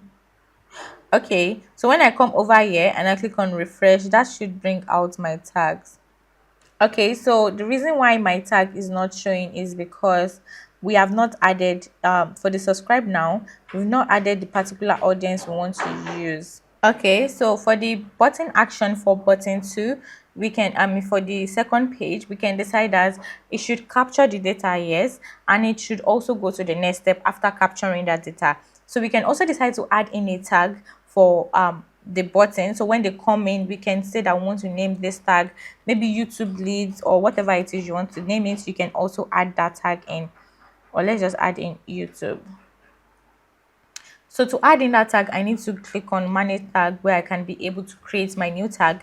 So if I click on manage tag over here, it is currently under email marketing lead. Yeah, so I'm going to create a new tag and I'm going to add in the tag name in here, and I'm going to click on create, and that is going to create that tag. And I can come over to this place and I can click on, let me cancel this, I can click on refresh here, and that is going to refresh that. And as you can see, my YouTube is already showing up here.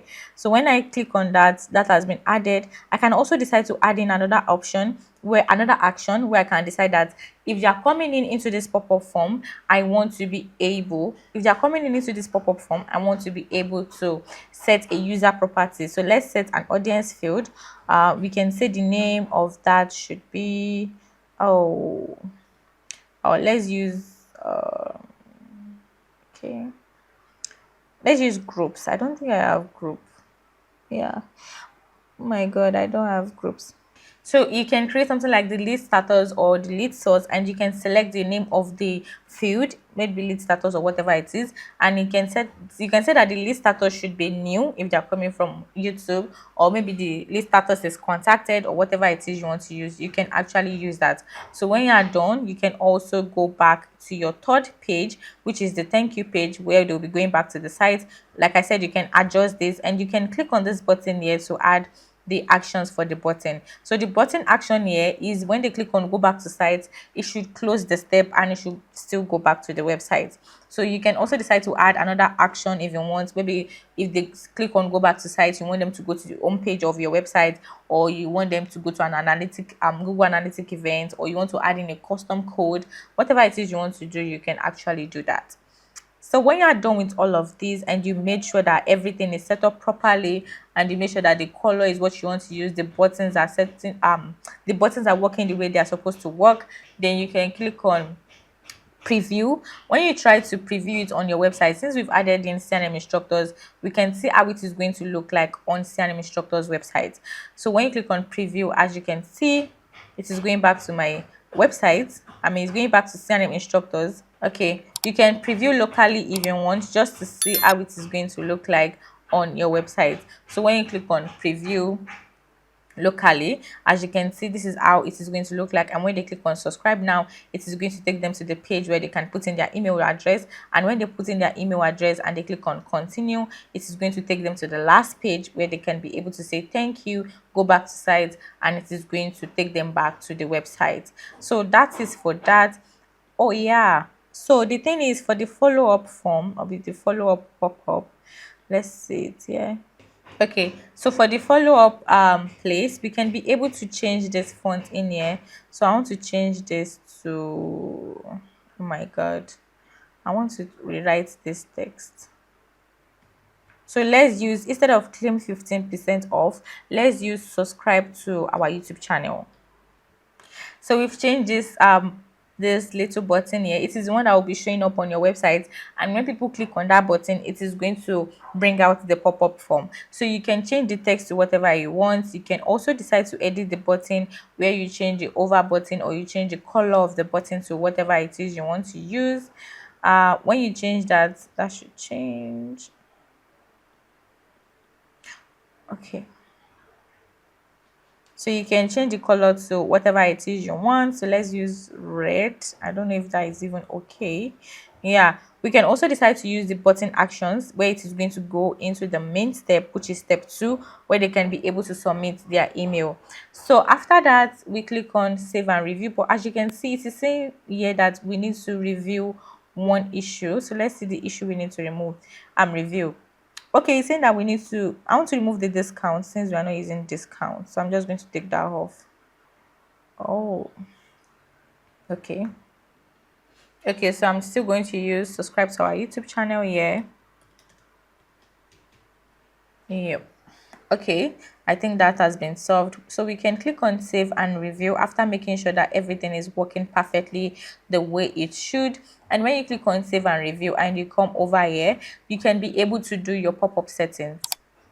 So for your pop-up settings, you can decide which particular site this pop-up is going to be showing up in. So you click on the edit site setting and you can be able to check the connection, or you can reconnect connection. Okay, so let's say we want to reconnect the site. So we will just click on reconnect site, which is going to take us to this place where we can, is going to give us the instruction on how to add this code on our website so that the pop-up can show on our website.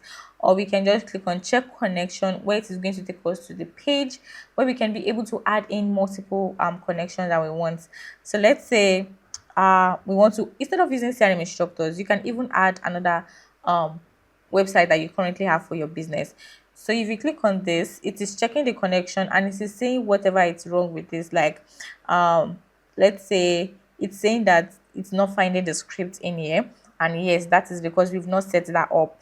So now this is going to apply to if you're using Wix or if you're using WordPress. It is the same process actually. So if you click on your reconnect site, you copy this code and you're going to paste it on the header code of your website. So I use those sites and I'm going to take you through how to use it. Remember that this is the same process you are going to use if you're using Wix, WordPress, Squarespace, whatever website builder you're using. This is the same process you are going to use, even if it's a landing page builder. Okay, so let's copy this code over here and we are going to go back into my Zoho site. I use Zoho site, and when we come into my Zoho site page, and I'm going to go to the header code of my Zoho site and I'm going to add this code in it. So I'm going to click on header code and I'm going to paste the code inside of this place. The same thing applies if you're using Wix. Look for the header code of your main website and add that in. So when you add that in, you click on save. And when you click on save, you also want to go back to the particular page that you want this this pop-up to show up in. So if you come back to, let me show you something. If you come back to Mailchimp, as you can see here, we are using crminstructors.com, which is our home page. So you have to make sure that that is a page you are going to be adding that particular code in. So we are going to go back here, and since we've added it in our header code, so let's go back to the pages of our website. Then we are going to add our header code again in the page, in that particular page which we have added for the website. So we are going to come to the home page here, and we are going to click on edit page info, and we go into the header code, and we are going to paste the code in here also. So we are going to click on save, and when you click on save, that has been saved for the home page. That has been saved, and we're going to publish this page. So when we publish this website as a whole, make sure that you publish the website after you've added in all of the codes you've added in. Make sure you publish it. It is actually very important. If you do not publish it, the code is not going to work inside of Mailchimp. Okay, yeah, so I actually skipped something. So before we can be able to hit publish, we have to make sure that we add our code to an element inside of our website. So for instance, if you're using Wix, just look for the code snippets or the embedded iframe, whichever one is going to work for your particular website. Then you just drag in the code snippet inside of your website, and you copy and paste that code inside. So let's say we want to add in another snippet, and we want to name this Mailchimp Popup Form. Yeah, so it's going to create another blank page where we can be able to add these code snippets in. So in those sites, they allow us to be able to add code snippets for each of the things that we are adding, so that you can be able to add them into your website. So for instance, all of these code snippets were coming from my past tutorials like Brevo form, all of these things. So those sites can be different from yours, but it's just going to allow you to have a blank page where you can be able to paste the code from Mailchimp. So when you click on OK, that should already have in the code snippet. You should update that. Then you click on publish. You go back after you've clicked on publish. You can go back into Brevo, and you are going to see that your connection is done. So if you click on check connection, as you can see, it's already connected because I followed that step process. So now my pop-up form can now be shown inside of my website because I already followed the process where I added in the code into the header code, the header code of the main website, and also the header code of that particular page, crminstructor.com, that home page itself. I added that code in the header page. I'll be the header code. I also added that code in a code snippet inside of my website. I hope it's not confusing. Yeah, but it is actually very simple if you follow the process I followed. So you can also decide that you want to exclude some target pages, and you can say that some URL in your website, if it's containing a particular thing, or if it's containing or it doesn't match any of this thing, you can also exclude all of those URL. So we can say that if it is crminstructor.com/consultation call, do not include in that page, or if it is crminstructor.com/about us, do not include the pop-up form on that page. So we can also set up that. And now when we click on since we do not want to add that, we can just cancel this. So it is saying now that this pop-up form is going to appear on all of the pages of CRM instructors. We are allowing that, so we are just going to leave that, and we click on save. When we click on save, that has been saved. And now we are saying that we should see this new pop-up form. So we can edit this and say that only new visitors can see this pop-up form. So that means if someone is just coming into our website newly, they can be able to see this pop-up form when it comes in into the website. Or we can say that all of the visitors should actually see this pop-up form. And when you click on all of the visitors, even if they visited the website yesterday and they come back in today, they are still going to see this pop-up form. And you can also add another condition and say that if the traffic source is a particular place, they can see that what's it called, the pop-up form. You can also say, or if the if the number of section is greater than if the number of section is greater than 10. So that means they've come into your site like 10 times and they did not fill the pop-up form, please do not show them the pop-up form again. Or you can say that if the geolocation is a particular country, so if you want this pop-up form to be hidden from everyone in Nigeria, or you want the pop-up form to be hidden from everyone from United States or from Germany, you can add that particular country. Oh, sorry, I made a mistake. It is not hidden. It is to make sure that is if you're using is, you're saying that if the geolocation is a particular country, it should show up. But if it is not, it should not show up. That means it's not going to show up for that particular country. Okay, so the next thing, when you are done with all of these conditions, as you can see, they have a lot of conditions that you can include. For instance, you can say if the data type is maybe if it's phone or tablet, you want the pop-up form to show up. If you do not want to show up, just omit it to whatever it is you are adding and just omit it and it's not going to show up in there. You can also say that if the data captured is any of email address or phone number has already been captured inside of the CRM more than one time in the lifetime, you can decide that do not show up the pop-up form again. So these settings are actually very important because pop-up forms can actually be very annoying to people that are using your website. And so that just to make sure that if they've submitted their details, you do not need to show the pop-up form again. There is no need why you should show the pop-up form after someone has submitted their details. It's not necessary. So that is why you need to add in all of these conditions also. So when you're done with all of those conditions, just click on save and that is going to save your pop-up form. And you can edit the trigger to show when this pop-up form is going to show up on your website. So you can say that in 10 seconds of them being on your website, you want this pop-up form to show up. And you can say that it should show up on the phone, tablet, or desktop. You can also decide that you do not want the pop-up form to show up on the phone, so you can take that off if you want. And you can also add in another trigger if you want, and you can say if there's an inactivity of maybe 5 seconds and they're still on the page and there is an inactivity, they've not moved at all on the website, then they can also show up that pop-up form.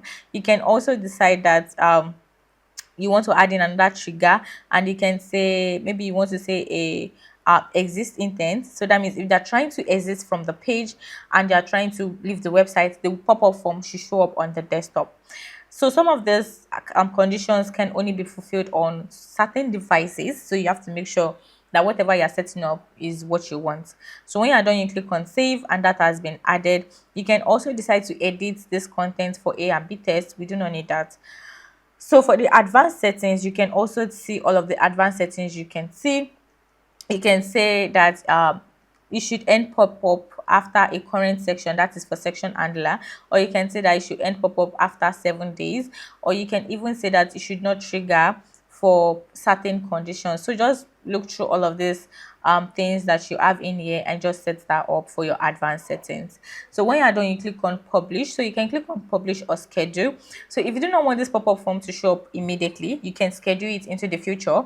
If you're having maybe a conference and that pop-up form is for the conference and the conference is coming by the end of June, and you want the pop-up also to start by the beginning of June, you can schedule that pop-up form so that it is going to show on your website at a particular date. This is actually amazing because you can create different pop-ups for different events, and you can schedule those pop-up forms to show up the days before that event. But if you want to publish now, you can click on publish now and you click on publish now. That is going to publish your pop-up form.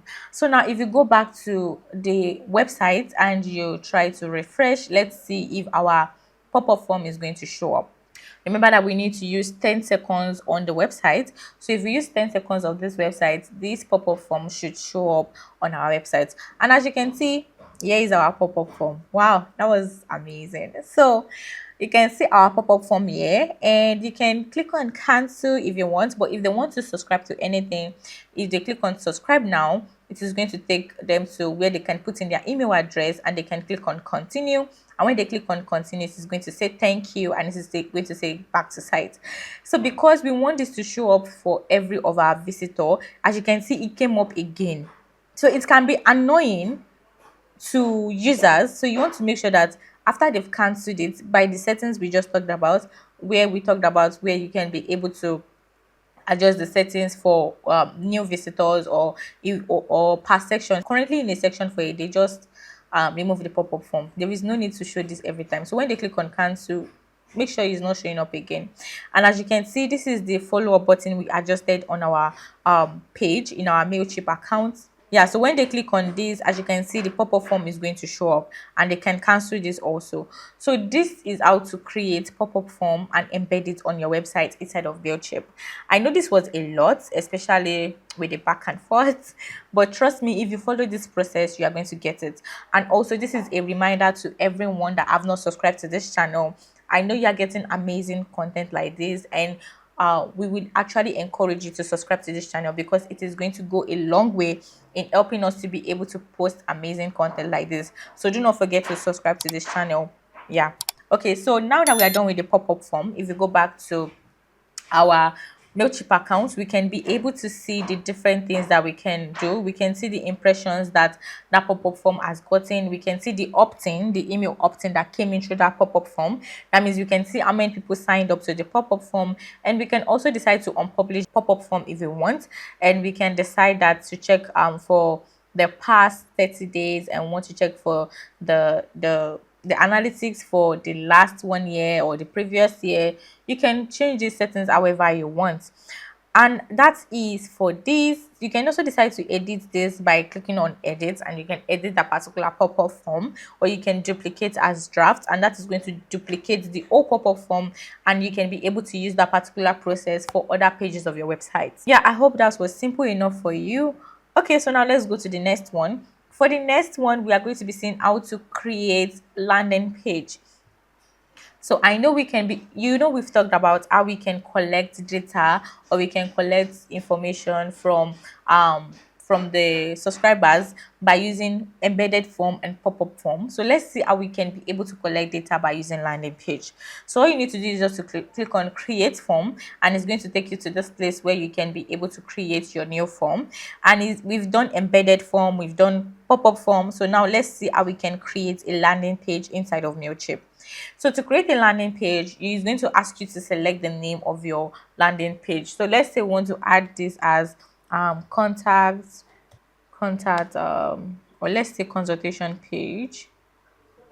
So we are naming this consultation page, and we want this particular audience to go to CRM instructor. So that means you can set up different landing page for different people. So let's say, like the way we do in CRM instructor, where we have people that are interested in email marketing, and we have people that are interested in CRM, and we can be able to set up that, okay, we want these people to go to CRM leads, or we want these people to go to email marketing leads. So if you set up a consultation page, which is a landing page, and you are collecting details for everybody that interested in CRM instructor or in CRM things, you can set up that particular audience for that. And if you do not know how to create audience, please refer back to the place where we explain how to create audience inside of Mailchimp.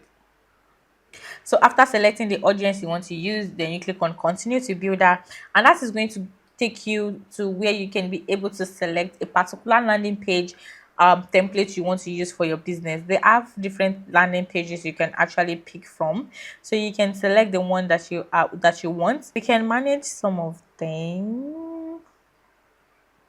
Let me see the one we can use. So we selected a particular template, and it's going to take us to the editor page where we can be able to design that particular landing page. Okay, so as you can see, this is the whole of the landing page. We can edit all of this, and we can add in whatever we want to add in. As you can see, they have different blocks. They're having different blocks that you can use. You can drag in text, you can use box text, you can use divider, image group, social follow, share button. You can use the sign up form. You can also add in a video. And for the style, they have different style, like where you can be able to, oh sorry, this is for the style for each of the block. So you can edit each of these. You cannot I don't think you can edit from here, so you have to edit inside of all of this block. So for the header, for instance, this image, we can decide I want to replace this image, and we can replace it to whatever we want. And when you click on replace, it's going to take you to this place where you can be able to add your image. So let's see if we can replace it with a particular image that we have. Okay, so I'm just going to pick a random image for us to use so that we can be able to add that as our background. I hope it works. Okay, so I have added in that image in here, and we can also decide that we want to position this to the top, or we want to position this to the center or the bottom. Whatever it is you want to use, you can actually do that. And you can also decide to click on this text in here, and you can reduce the particular text if you want. You can edit this by reducing the text size. So if you reduce the text size, as you can see, it is reducing. You can also decide to, oh, it's a logo, sorry, not a text, it's a logo. So we can decide to change this to fit in whatever. You can say you want to change this to your business logo, or you can decide that you want to change this text also. So when you click on this text and you click on this, you can be able to change this, and maybe you'll say something like welcome to CRM instructors, blah blah blah blah blah. And as you can see, the our story page, you can be able to also edit this text in here and write whatever it is you want to write. The same thing applies for all of these, and for each text, as you can see in here, and for each block you can decide to remove this. So for instance, if we want to remove our story, we can click on delete here, and this is going to take off that particular page in here, that the our story block is going to take it off. So that is for that. You can also decide that you want to adjust the color for this particular background. You can adjust the color for this. You can add in an image if you want as the background for that. So let's pick a I don't want image actually. Let me see color. So we can pick a color for that particular background. You can also use image. Okay. Yeah, so let's say we want to use something like this. Let's keep it that way. We want to use that, and we can also adjust our button. So this is the place where you can be able to edit this button by adding whatever you want to add.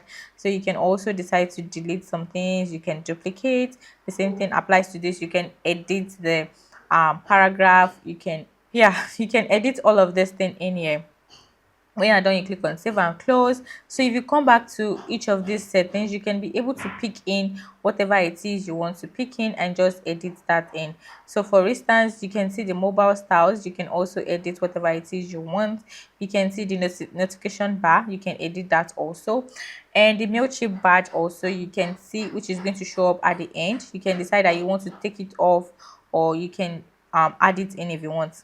I want to take it off actually.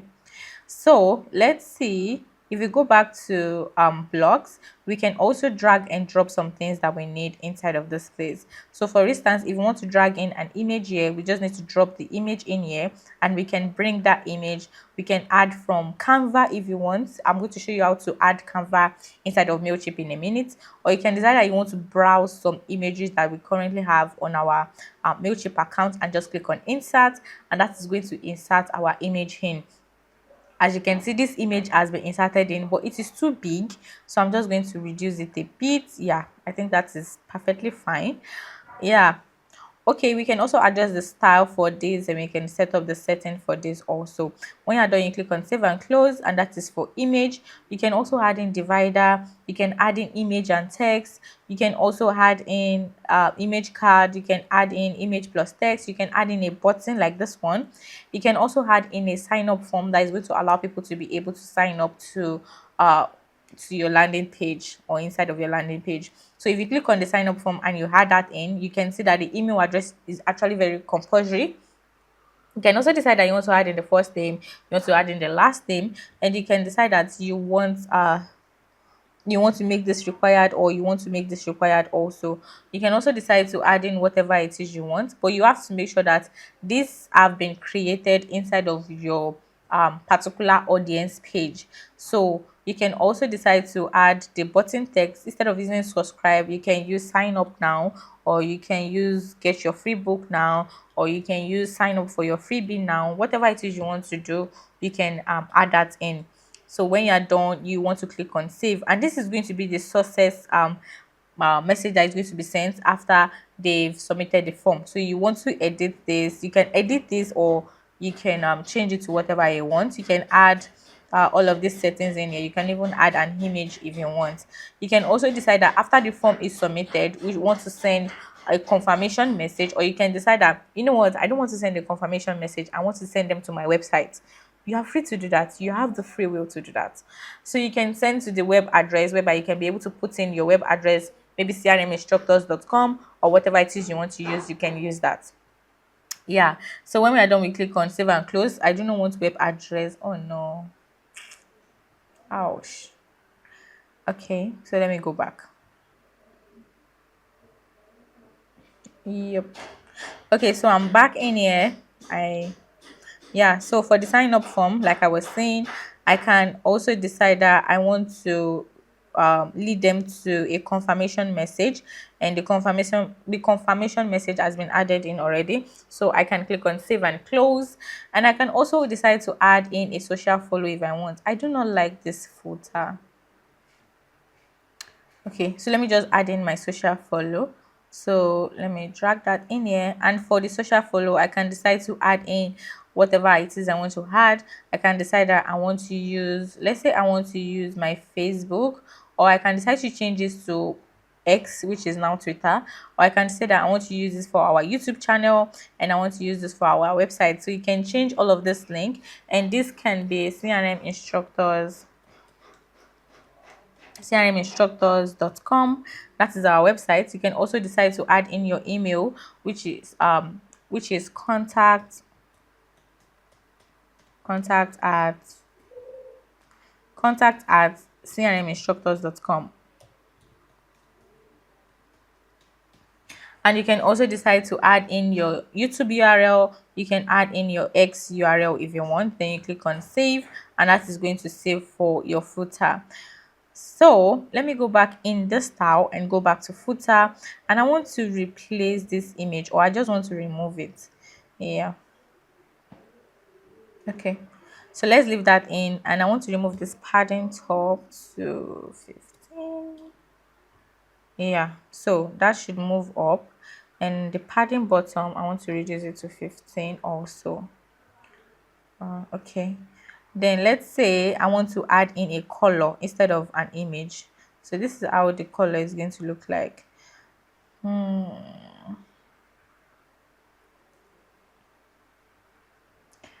Okay, so you can also add in other elements you want to add in this particular place for your footer if you want. But yeah, let's just leave it like that. And we can also decide that we go back to blocks, and we can also bring in a video if you want. You can bring in a video inside of this landing page. So let's say we want to drag in a video over here, and we can also decide that the video is going to be, no, sorry, where is my video? Okay, let me drag in my video from here, and I want to put it over here. Yeah. Oh, okay, yeah, this is it. Sorry. Delete. Okay, so this is my video here, and I can decide that I want to add in a caption, which is going to be like a caption for the video. I want to take that off, and we can add in a video URL inside of this place. So let me get. Okay, so I've grabbed a URL, a video URL from my YouTube channel, and I'm just going to paste that in here. And as you can see, it supports videos from YouTube or from Vimeo. Whichever one you are using, you can actually add that in. And you can also add a video caption, like I said, and you can click on close and save and close, and that is going to save all of this. So let's save this landing page after we've added in everything, and it's going to take us to this settings page where we can be able to add the page title. So the page title is currently consultation page. You can change to whatever you want, and you can also add in an icon for the landing page. That is going to be like the favicon. You can also decide to change the preview, where this is how it is going to be showing up in a social preview. When people try to share your link, the image is going to show up, and you can also add a description for that. And you can also edit the URL of this landing page. So when you click on edit URL, instead of getting this yeah, you can also add in a custom URL if you want, but we need to connect a domain. So I'm going to show you how to do that in a minute also. So we can use the Mailchimp domain if you want, and instead of using consultation page, you can change this thing to whatever you want. So this thing is going to be generated randomly. Um you do not have the ability to determine what is going to be here. So Mailchimp will be the one to do that. You do not have control over it. So you click on save for that, and you can also decide to change edit the audience save. Okay. Oh my god, it has been taken. All right, no problem. Consultation. Okay, yeah, so we are using this URL now, and we can decide to edit the audience and say that, you know what, instead of using CRM instructor as the audience, we want this to move to another audience. You can change it to email marketing leads, you can change it to CRM instructor, whichever works for you. You can also decide to add in a tag and say that everybody coming in into this landing page is going to be added as a YouTube contact. So we click on save, and when we click on save, as you can see, it's showing off all of the things we are not doing. It is saying that we are not tracking with Mailchimp. Wait, we are not. Okay, so let's track with Mailchimp, and we can track with Metapixel. We need to track with Google Analytics, but we need Analytics ID, so we do not need that. So let's just click on save. Yeah, so the other things we really do not need them though. So when you're done, you just click on finish later, or you can click on publish. So when you click on publish, it is going to publish your landing page, and people can now start being able to use your landing page to fill out the form and whatever it is you want to do. So now you can copy this link to the landing page, and you can paste it on a tab, and you can see how it is going to show up to everybody coming in into this landing page. As you can see, this is the landing page. I'm sorry, it is kind of ugly. It's just for tutorial sake. So this is how it's going to look like, and yeah, I think that is everything. So this is the footer where we added in our social link. This is the form. This is the button. We did not add anything to the button. This is the image, and this is the YouTube video where people can be able to watch the YouTube video on the landing page. Yeah, so that is for that. That is how to create a landing page inside of Mailchimp. So when we go back in here, as you can see, you can edit your landing page if you want. You can also decide to view the report of your landing page, where you are going to be seeing all of the people that came in into your landing page, or the people that visited your landing page, the people that clicked on something, people that subscribed on the form on your landing page, and you can see the the conversion rates. You can see the conversion rates for your landing page. So that is for landing page, and I hope that was easy for you to set up. And also, do not forget to subscribe to this channel, because we are going to be posting amazing content like this, and I actually do not want you to miss it. So now that we are done with that, let us see how we can be able to set up campaigns inside of Mailchimp. Now, here is the thing with campaigns. Campaigns are just they are like email newsletters that we send to subscribers. So you can decide that you want to start sending weekly emails to your subscribers, or you want to send or maybe you are starting an event and you want people to know about that event through email. You can start creating campaigns inside of Mailchimp to send out that particular email to your subscribers. So to create an email campaign, we just need to come in here and create campaign. But before we go to email campaign, let us see how we can set up email templates inside of Mailchimp. We can create different emails. Let me delete this. Okay, so let's create a new template from scratch. You can see the Mailchimp templates that they currently have in here. They have amazing templates you can pick from. They have very nice template actually. So you can pick from each of these templates, or you can even decide that you can want to see the templates you have saved before, or you can see the recently sent campaigns that you've sent to subscribers. But since we do not have this, let's create a template from scratch. So you can decide that you want to use this simple text one and just build from scratch, or you can decide that you want to use one of their templates. So let's pick one of their fine templates and see the one we can use. I don't know, let's use this. We can preview it actually to see how it looks like. If it's not really ugly, we can then go with it. Yeah, it's not really bad. let's move with this. So we are going to click on create email or create template. So let's click on create template first, because we are not creating the emails to send it out. We want to just create a template. So we are going to be adjusting whatever it is you want to adjust for each of this. So for instance, this column background, you can decide to use your brand color. As you can see, this is our brand color in here. We can decide to use these colors instead of using the particular color that is currently in Mailchimp, the Mailchimp template. So let's change this to our brand color also, and let's leave this black. I like this black here. And also you can decide to edit each of these, and maybe something like CRM instructor. Oh my god, is that even correct? Oh, I think so. Yeah, so we can add these CRM instructors, and we can also add the description and say welcome to CRM instructors. We are having this particular event. You can add in the you can edit this and just change it to whatever it is you want for the text. You can also drag in different things and say that you want to drag in an image in here. You can put the image here, and you can be able to add in an image. You can upload an image from your computer, or you can say, you know what, I want to get an image from the ones we've uploaded inside of Mailchimp already. So let me see if I can grab an image very fast. Let's use this.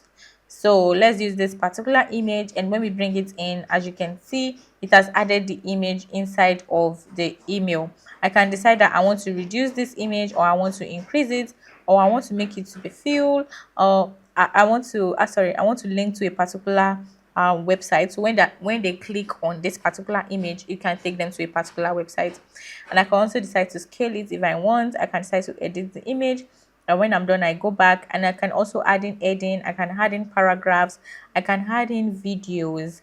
So we can add in videos in here, where we can be able to drag and drop our videos here. And you know the particular URL we just used. Let me see if I can grab it very fast. Yeah, so let's grab this video here and let's paste it here, and that should work. Yeah, so the video has been added in inside of the email. You can also decide that you want to align this to the left or to the right, or whatever it is you want to do. And you can change the color and replace the block background, so you can adjust the color of the block background if you want. You can also decide to add in social, where you can be able to add in your Facebook, Instagram, and all of these things. You can add in logo. So if we are going to be adding in logo, we can drag and drop the logo in here and just add in something simple in here. So it can also allow us to be able to select the different logos that we've added to our brand kit. So you can pick whatever logo you want to use. What's wrong?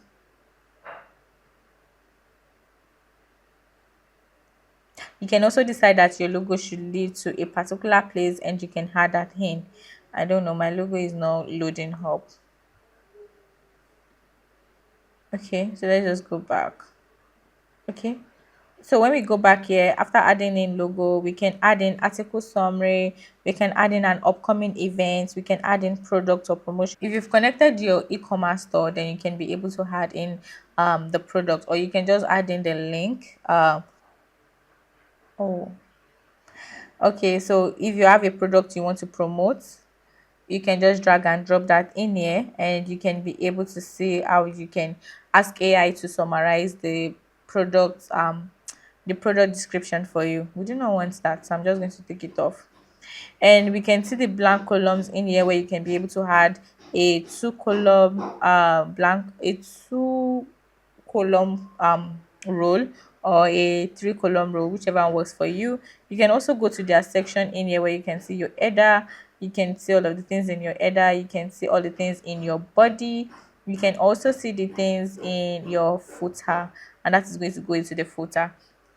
So that is for the section. You can also see your library in here, where you can be able to see the different templates you can add inside of your email. So they have some very nice pre-designed templates you can use over here, and you can decide to just add them in here. Let me see if I can add in my logo here. I don't know why my logo is now loading, but let's leave that in. So you can also decide to add in your the pre-designed templates that they currently have in here, and you can adjust it however you want. They actually have some nice things that we can add. Yeah, so if we want to add anything, just drag and drop them inside of this place, and you can be able to change the image, you can change the text, you can change the button by adding in a URL for the button. So I think that is basically everything that we can do inside of this place. Yeah, then this one is where you can be able to change the overall things about this particular email. So for instance, we have the background color and the background body. So for the background color, you can see this is the background color itself. This is how it's going to look like. This is the background color. But if you want to change this, just go back to style. Then for the body color is the one for inside, and you can decide to use this. As you can see, it is going to change all of the body color into that one. But if I don't want, I can just change it back to white if I want. And when I change it back to white, as you can see, it has gone back.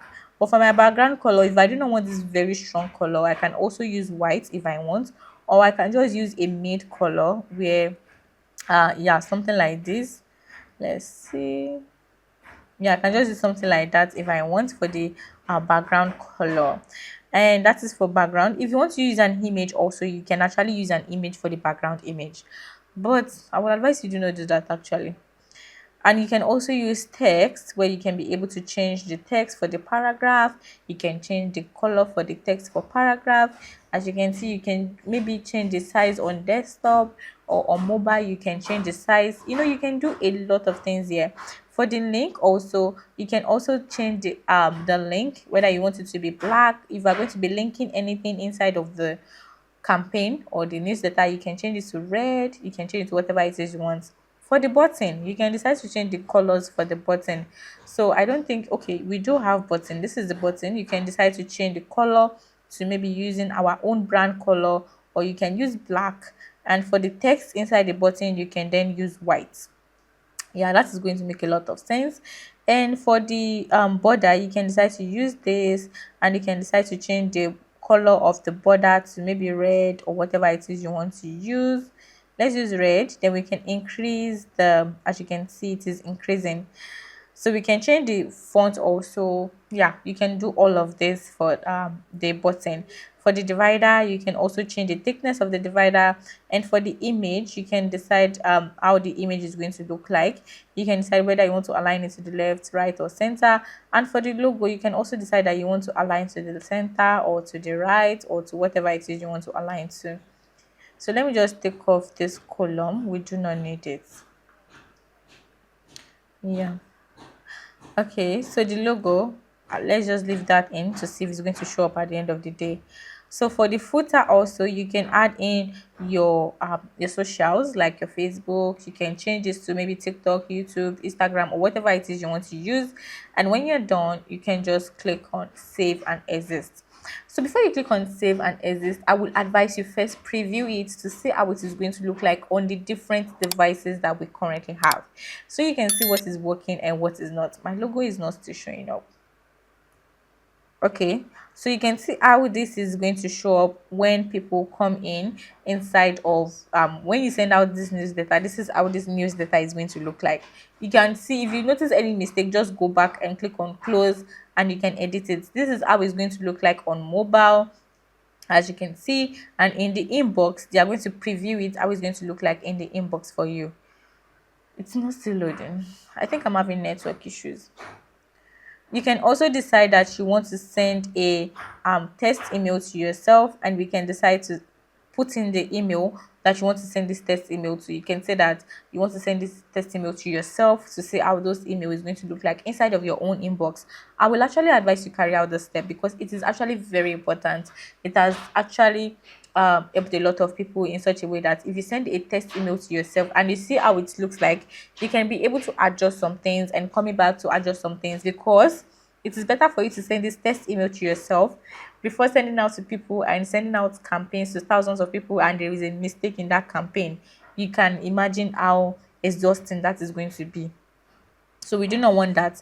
So you want to make sure you send a test email to yourself to see how it is going to look like first. When you are done, you click on close, and when you are done with everything, you click on save and exist. So now this is our template, and let us rename this. So let's name this event campaign. So we click on save and exist again, and as you can see, we can find our templates inside of this place. Why is it not doing? Okay, I did not save it.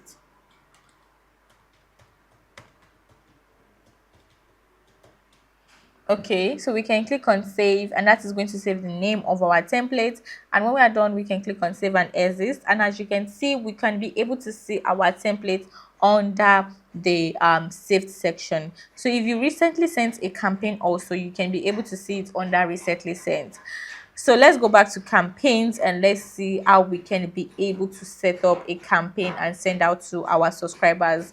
So to create a campaign, you come over to the campaign menu and you click on create.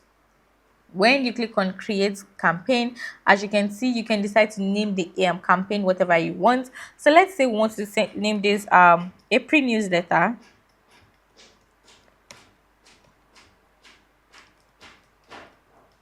and we click on create campaign, and that is going to create our campaign for us.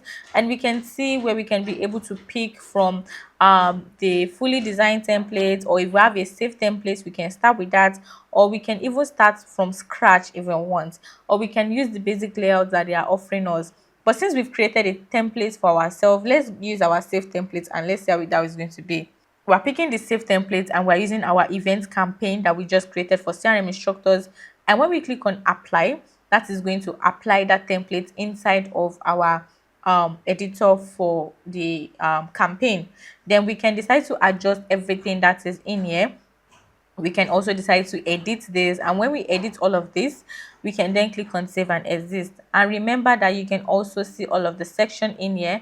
For instance, the header logo, you can see that. You can see the feature split, which is this one. You can see the body, you can see the footer, so that you'll be able to like adjust however you want for each of them. So do not forget to make sure that all of the buttons are correctly working. They should be leading to somewhere. You also need to make sure that the images are what you want to use, and all of these buttons also are leading somewhere. So when you are done with all of these settings, and you can add in the style, and you can be able to change the background, you can change the text, you can change the link, you can add these settings however you want. So when you go back to blocks in here, okay, yeah, so you can also decide to use the optimize, where you can be able to see all of the things they are going to like advise you to do for your campaign. It is asking us that we should make the image clickable. You should also add a link to the URL for the logo, the image URL for the logo, so that when people click on the logo, it is going to take us to a particular place. So you can set that up yourself, and when you are done, you click on save and exist. And when you click on save and exist, that is going to save your campaign. We can also decide where we are going to be sending this campaign to. We need to choose a particular audience that is going to receive this campaign. We have two audience currently, and we can choose that we want only people that want CRM things to receive this campaign, or we want only people that want email marketing things to receive this campaign. So let's say we want to choose CRM instructors, and then we can decide that, send to everyone in that particular audience. If you do not know how to create an audience, refer back to the audience page, where you can be able to create an audience inside of Mailchimp. You can decide that you want to set to a particular audience, audience, and after that you can decide that you want to send to everyone. Or you can say, what, I don't want to send to everyone in this audience, I want to just pick some specific people. So you can also decide to create a particular segment, where you can be able to target a particular segment. So let's say we want to create this template, we want to create this campaign for everyone whose birthday is in April, or for everyone whose birthday is in March, or for everyone whose job title is manager, or for everyone who has the lead status as new, or if they are coming from a particular place using the lead source, we can say if the lead source detail is maybe website, or we want to say if the lead source detail is Instagram. You can build this segment however you want. You can also decide that everyone who is under the group CRM instructor, or you can also check the email engagement and say that you want to only send to everyone whose email engagement is new or rarely or sometimes or often. So that means they're engaging with your email every time. That is often. You can send out campaigns to them. Or you can even say that you only want to send to people who have interact with your content before. So the email engagement status is they are subscribed, or you cannot send to unsubscribe. It's actually bad to send to unsubscribe. We do not want to do that. We can also say we want to send to people that have interacted with our campaign before, or we want to send to people that have interacted with a specific campaign.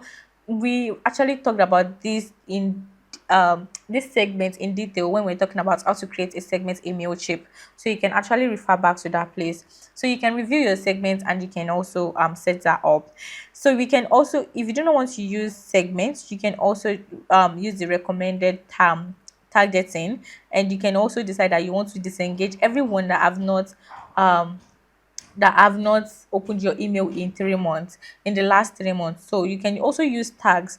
Instead of using segments, you can use tags and say that you only want to send to our YouTube contact, or we only want to send to our clients. So that means everyone that have the tag client is going to be sent this email, or everyone that has the tag new lead and YouTube contact, or you want to include clients, yeah, then you can send this campaign.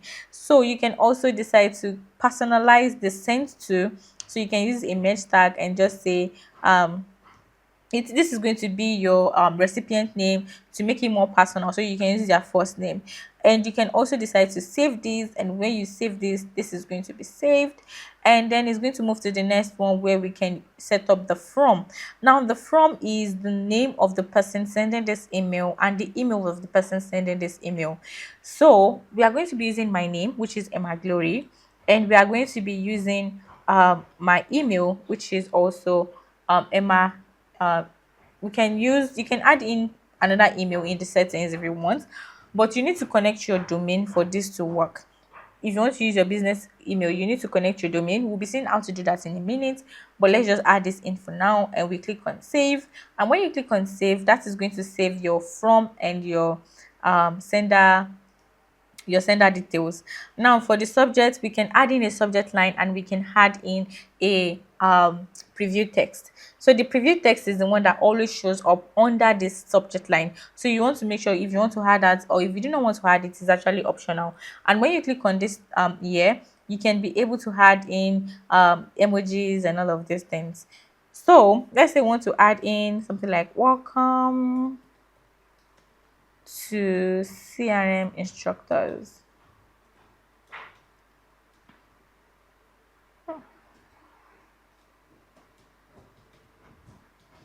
Yeah, so welcome to CRM instructors, or you can even ask their AI to generate subject line for you and preview text if you want. So you will need to set that up. You can also yeah, let's just leave that. We can click on save, and when you click on save, that is going to save your subject line.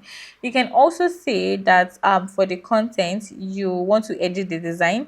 If you do not like the design you can edit that design, or you want to resend to people that did not open. Resend to non-openers means that you want to schedule this email again to everyone that have not opened this campaign after sending it to them for 3 days. So let's say we are sending the email on Monday. So that means by Thursday, this email will be resent to everyone that have not opened this email by Thursday. So let's say you have a very important information that you do not want people to miss, and you want to resend that email to make sure that maybe they fill the form, or maybe they go to watch the video, or whatever it is you want, or there's a particular deadline. You can use the reopener to be able to send out that campaign after 3 days when they've not opened the particular email you are sending out. You can also use the subject line, but if you leave it blank, they're going to use the original one. So you can say that after 3 days, you can even increase it and say that maybe after 5 days or after 10 days and they've not opened, you can resend this email by 9 a.m. in the morning, and it is going to schedule the resend for you.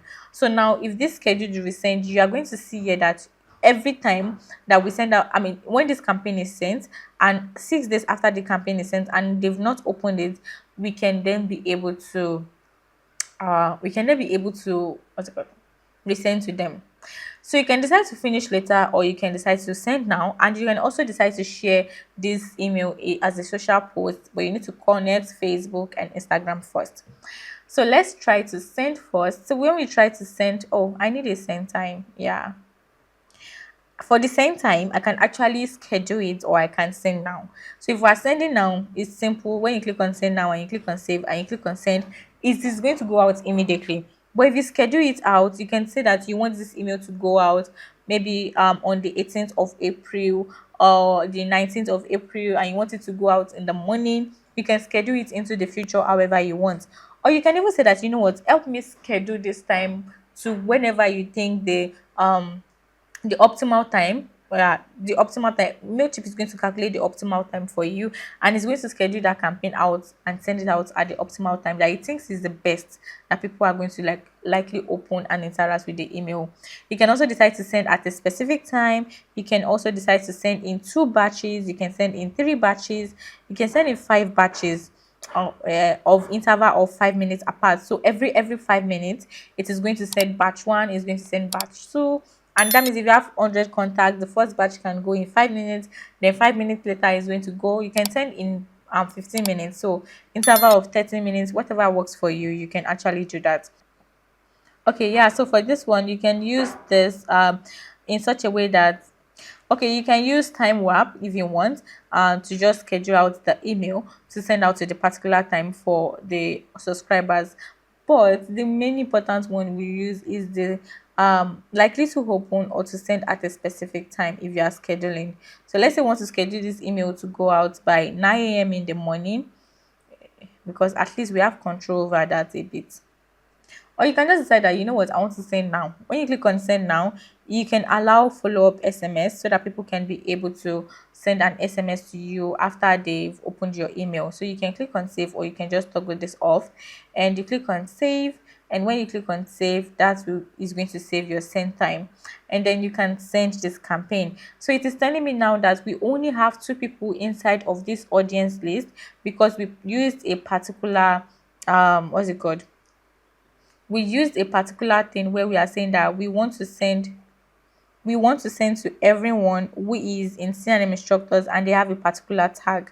So it's telling me that it's only 2 people that is fitting that particular tag. So it is saying that it's only having 2 subscribers inside of this list, and when you click on send now, it is going to send to those subscribers that are currently in that particular segment. So now our campaign has been sent to those people, and now we can be able to see that you can be able to see the review of it, and it is saying that it's going to resend in a particular date by April 24, which is 6 days after. So if they do not open this email after 6 days, then it is going to resend it out. Yeah, so this is the email and it is sending. So when it is sent, you can be able to see the people that opened, you can see the people that what's it called, that unsubscribed and everything. So when you click on send, as you can see, it is sending out the email campaign. You can see the from, you can see the subject, and you can also see the email link. You can see the resend also. So it is still sending it out. I'm not sure it's going to send out to those people because those are dummy lists. But when you go back to your campaign, you can be able to see all of the campaigns that you've sent out in this place. You can also see the analytics here. So let's wait a bit for it to come up. Okay, so when you come to this page here, you'll be able to see the campaigns that are already scheduled and the ones that are published already, or the automations and everything. I mean, the campaigns, you can see them all here. So you just need to check in for the particular audience that you want to check for, the campaign in the audience. And when you pick the particular audience, whether CRM instructors or whether it is the one for email marketing leads, so just pick whichever one you want to. You've created the campaign in the particular audience and just check it out. Okay, so that is for campaign. Now that we are done with campaign, let us move into the most important part. According to me, it is the most important part of Mailchimp. I believe that for every email marketing softwares and CRM softwares, the most important part of them is the automation part. If there is no automations, if there is no workflow, then that particular software is not complete, because we want to be able to take hands off on some things and for some things to be running in the background on its own without the interference of a human being or an human being. So let us move into how to create automations inside of Mailchimp. So to do that, you need to come over here and you're going to go into the section called automation. So when you click on the automation menu, it is going to take you to this place where you can be able to create your own automation. So in Mailchimp, it is also called automation flow or email flow or whatever it is they have in here.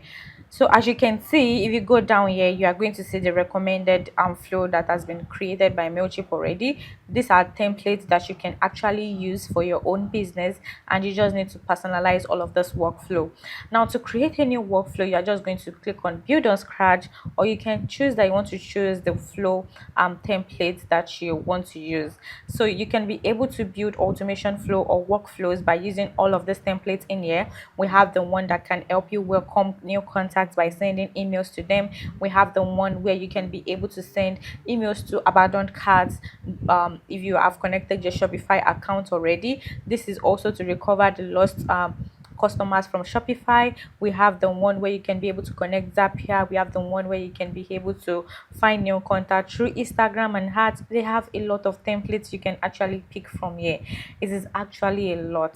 So you can just check through and see whichever one works for your business, and you can use any of these templates if you find the one that works for you. But for the purpose of this tutorial, we are going to be building from scratch, and that is because we want to see how we can be able to set up these workflows by ourselves. So to build from scratch, we are just going to come over here and we are going to click on build from scratch. So when you click on build from scratch, it is going to ask you for the name of this automation, and you can then type in the particular name of the automation, and you can pick the particular audience that this automation will be built in. So whether you want to use it for CRM instructors, or you want to use it for CRM email marketing leads, whichever one works for you, you can be able to pick that particular audience. Okay, so let's say we want to name this automation. Let's say we want to name it what should we name this? So let's say we want to name this welcome series, just for the sake of this tutorial. So we are naming this welcome series, and we are putting this under the CRM instructor audience, and we can then click on choose a trigger. Now the meaning of a trigger is that what needs to happen before this automation can get started. Like, what is the particular thing that needs to be done before a contact can be able to enter into this workflow. So that is the meaning of trigger. So as you can see, they have various triggers that you can use. These are the popular ones that you can use. We have the one for the contact activity, we have the one for the dates and special events, and the contact activities includes if a tag is added, if they sign up for email, or if they join a particular audience group, or if they leave an audience group. All of this can be seen under the contact activity. We also have the one for the date or special events, where you can be able to create an automation based on someone's birthday. You can create an automation based on the specific date. Also, you can also create an automation or using the contact sign up dates. So you can celebrate anniversary with your business, and like something like you joined us 3 years ago. Today is the day. Today makes it 3 years that you joined us and want to celebrate you. Yeah, so this is where that particular email comes in. We also have the one for the shopping activities, where you can be able to add in all of this if you've connected your e-commerce store. So you have to connect your e-commerce store before you can be able to use the shopping activity, and that is because if you connect Mailchimp with your online store, it is going to bring all of the details or any data from all the data needed from the online store inside Mailchimp, and you can be able to create automation based on all of these events. For instance, if someone buys something in your Shopify store, Mailchimp can be able to track that and it can create an automation based on that. So you can also set up abandoned carts for each series. You can set up abandoned browse. You can set up if there's a product back in stock and you want all of your subscribers to know that there's a product in stock for them to check it out, you can also do that. So you can do all of these triggers for the shopping activities. We also have the one for the marketing activity, whereby if an email is sent to a subscriber or if an email is sent to maybe an audience, you can be able to set this as the trigger. You can also decide that you want to check in for everyone that opened an email, or for everyone that clicked or did not click, or if they sent a reply or they sent a message. Yeah, you can also do the one where you can be able to create an automation for everyone who responded to a survey. We are going to be seeing how to create a survey in a minute after we say after we check in with automation. So we also have the payment activity, where we can be able to trigger an automation based on if someone make a payment, but we need to also connect our payment account here, the payment software we are using. We need to connect it before we can be able to use this. We can also see if a QuickBook invoice, if it changes status, we can be able to set up an automation based on that also. Another thing we have here is the API and integration, where you can be able to use Zapier custom events. You can be able to use event API, Eventbrite, and all of these can be found in the API and integration. So we are going to be starting with the contact activities, which is the most popular one that we have. If a tag is added, or if they sign up to an email, or if they join an audience group, we can also use the marketing activity, and you can say if a particular email is sent or if it is open. So let's use the contact activity for this particular tutorial. So let's say we want to check in for a tag is added, and as you can see, that has already brought in the trigger into this place, and we can be able to select the particular tag we want to use for this particular trigger. So we can say if anyone come in and a new lead tag is added to that person, we want to be able to do all of this sequence or all of this automation. You can also filter everyone that is going to be entering into this automation. Even if they are having new lead, we can say that we only want to target those people that are coming from a particular country, or we only want to target those people that have their particular email address. That can be done inside of this place. We can also decide that we want to check in for everyone that has in their first name, or if their lead source is from Instagram, that means if they're coming from Instagram and they have the tag new lead, they are going to be coming into this automation. We can also decide that we want to check in for everyone that have their their life cycle stage has lead. We can also decide that, or maybe it is opportunity or customer, whichever one works for you. So you just have to like determine what exactly or who exactly you are building this automation for. So when you are able to decide who exactly you are building this automation for, you will be able to set up this trigger correctly. And you have to make sure that this trigger is set up correctly, because if you make a mistake, it is going to affect those people that are going to be receiving all of this automation. So you want to make sure that this action is done properly and done correctly. Okay, so let's remove this segment. You can also decide that, you know what, I don't want to use this segment, I don't want to use anything, I just want to check in for all of those people who have the new lead as tag, and we can just click on save trigger. And when you click on save trigger here, as you can see, we have this trigger added in here where we have the new lead. And now the action means that what is going to be done after they come into this automation. So we can say that if a contact is added as new tag, or if they have a tag called new lead, sorry, we can be able to send an email immediately if we want. We can also send an SMS if we want. We can also use a webhook, and we can decide I want to send a survey in an email, or we can decide that we want to remove them from a group, or we want to add them to a group. We can also decide to tag and untag them. You can say that if they have the new lead tag, I keep saying contact, new lead tag, we can decide that if they have that tag, we should send an email, and when an email is sent, we can then untag them and add in another tag. You can also decide to unsubscribe the email if you want. You can decide to update the contact if you want. You can also decide to archive the contact if you want. So we'll be seeing how to use all of this in a minute, but before we see that, we also need to check in for the rules here, where we can be able to see the different rules that is available inside of Mailchimp. So we have the if or else rule, and that means if or else is just going to help us check that we want to create separate flow for if a particular contact is fitting a particular criteria, and if they are not filling that fulfilling that particular criteria, they are going to be going into the other flow. So one flow is for if they fulfill the conditions, and the other flow is if they did not fulfill that condition. So we can say something like we want to check in for everyone that have their lead status as new, and we can use this as the segment. And as you can see, it is saying the if or else condition, lead status is new. If it is yes, you can then add in multiple actions to this flow in here,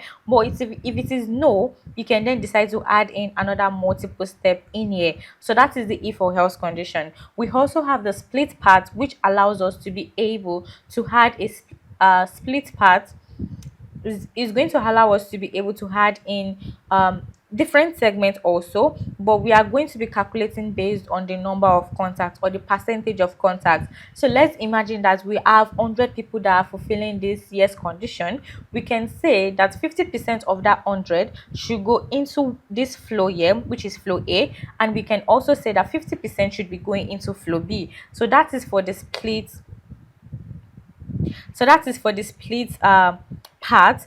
And we also have the next one. You can decide to save this if you want, and you can also decide to change the percentage if you want. So for instance, we can say we want to use 40/60 or want to use 30/70, whichever one works for you, just use it. But just know that it's going to be random. That means you cannot determine those people that will be going into split A and split B. Mailchimp will be the one to decide that for you. So just keep that at the back of your mind when you're trying to create this random split. So when you're done with setting that up, you want to click on save. And when you click on save, that is going to save your split for you. The other one we have under the rule is called the wait for trigger. So this wait for trigger just means that we want to be able to wait for a particular action to happen before people can be able to move to the next step. So we can say that we want to wait for a tag to be added to a particular contact before they are sent that email. We can also decide that we want to wait until it is their birthday for them to receive the survey, or for them to become unsubscribed, or we want to wait for them to unsubscribe from our contact before we archive them.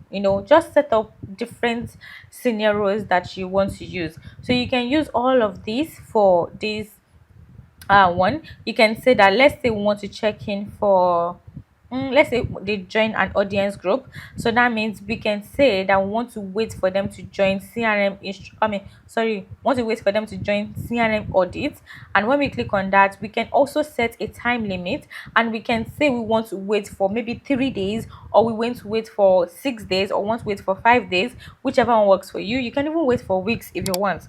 So let's say we want to wait for 5 days, and this means that we want to wait for them to be able to have this group CRM audit. And when we click on save here, we can then decide that we are waiting for this trigger to happen in 5 days.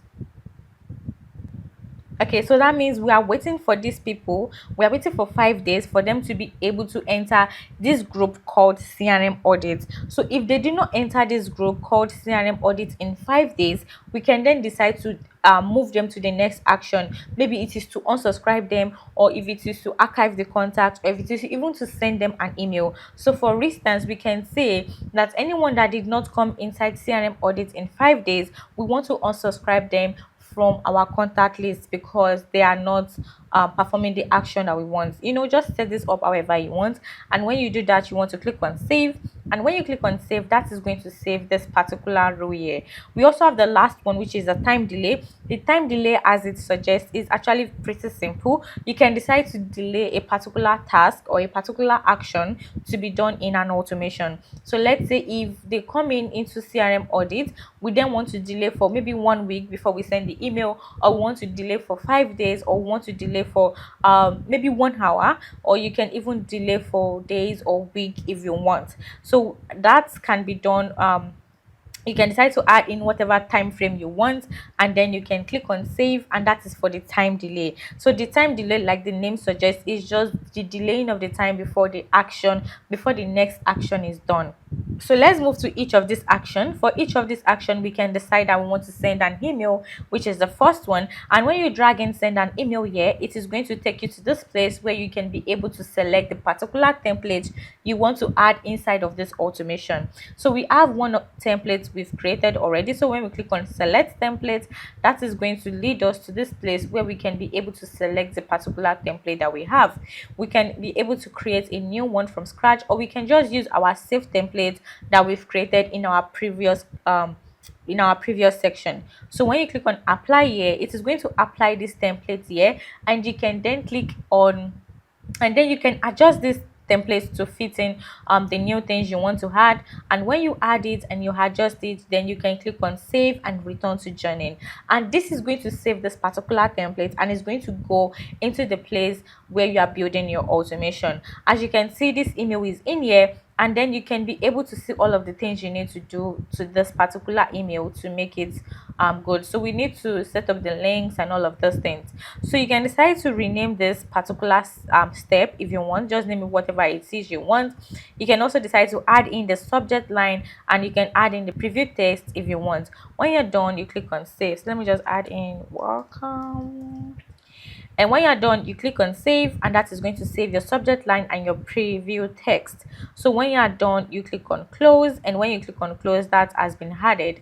We also have the place where you can be able to drag and drop SMS, and SMS can only be added inside of your automation when you have set up this SMS marketing by Mailchimp. So when you set up this, you'll be able to send SMS inside of your workflow. But since we do not have the access to do that, we cannot be able to set up SMS. You can also use webhook if you want, where you can be able to connect a third party to by using the webhook. We can also send a survey in email, where we can be able to decide to send a survey inside of the email. We've not created a survey yet, but we are going to see that in a minute. So we can see all of this. We can edit this, the to and from. We can edit the subject of the email. We can also schedule it if you want, but when you're done, you click on close also. And you can also decide to group and ungroup, where you can be able to group this particular contact inside the different groups that you have. You can decide that if a particular action is done, they should be added to this group called email marketing setup, and you can decide that you either want to add them to this group or you want to remove them from this group, whichever one works for you. And when you're done, you click on save, and that is going to save that particular action. We also have the tag and untag, where you can be able to add a tag, or you can be able to untag that particular contact inside of this workflow. So you can say that if they're coming from the website, you want to add in maybe or if they're coming from YouTube, you want to add in YouTube contacts, and if you can also decide to add or remove if you want. So let's say we want to add this tag, and you click on save, that is going to add the tag. We can also decide to unsubscribe email, and that means that you want to take off people from your email list when a particular trigger is triggered. So you can say that if they unsubscribe from your contact list in your email campaigns that you've sent to them, you want to unsubscribe them, and this is going to unsubscribe them from your list, and you will not have access to send emails to them any longer. So you can decide to unsubscribe by using this particular one here, and you can decide that you want to update particular contacts that fulfill a particular condition. So let's say we want to update or we want to delete a particular detail. We can say if you click on update, we can then choose the particular field we want to update. We can say that I want to update the lead source or want to update the list status. So we can say that, for instance, if they opened our email, we want to be able to update this lead status to contacted, created, and we can also update to whichever option that we have in here. So you can do this for your own custom fields that you've created. And if you do not know how to create custom field, you can refer back to the former section where we're able to create custom fields from start to finish. You can be able to adjust all of these custom fields. We can say that I want to add a life cycle stage as lead, and when you are done with updating that, you can then click on save, and that is going to save that particular up action. We also have the next action, which is to archive the contact. We can say that I want to archive all of this contact in here. I'm not able to add that. Okay, we can also decide to add in the archive contact, where we can be able to delete the contact if we want. So that is for, we've seen how we can add in the rules, and we've seen how to add in the action. And when you are done, you can come over to your settings here, where you can be able to rename the flow name if you want, and you can also pick the objective for this particular automation. You can say that this automation is to sell stuff, or if it is to nurture relationship, or if it is to re-engage contacts. You can add in whatever objective this workflow is for. You can also decide that you want contacts to re-enter this workflow after you've created them, or after they've gone through all of the steps. You can decide that contacts can be able to come back into this workflow when that trigger is triggered again. So that means that whatever trigger you set, and they're coming into this workflow, and they reach it, and they reach the end of this workflow, you can decide that if that trigger happens again, they can be able to start again from the beginning. You want to make sure that you understand this process, because if you actually pick this, you are saying that they can be able to re-enter this workflow maybe after 1 day or after 10 days of completing this workflow. If you do not want that, you just need to take this off, and that has been taken off already. You can also decide that the contact can be manually added, and you can also remove you can manually remove contacts. Also, if you have your Google Analytics, you can also link that in here by clicking on the Google Analytics, and it's going to take you to the place where you can connect that. You can also track in your replies and your opens, and when you are done, it is best that you send test emails to yourself to see how this emails is going to look like in your own inbox before you launch this particular automation. And when you're done with all of this, you want to click on continue, and when you click on continue, it is going to take you to this next step, where it is going to review all of your flows for you. And now, as you can see, we have some missing things in our workflow which we need to fix before we can be able to trigger this workflow. So I'm just going to go back into my workflow in here, my email. So I'm just going to delete these things just for tutorial sake actually.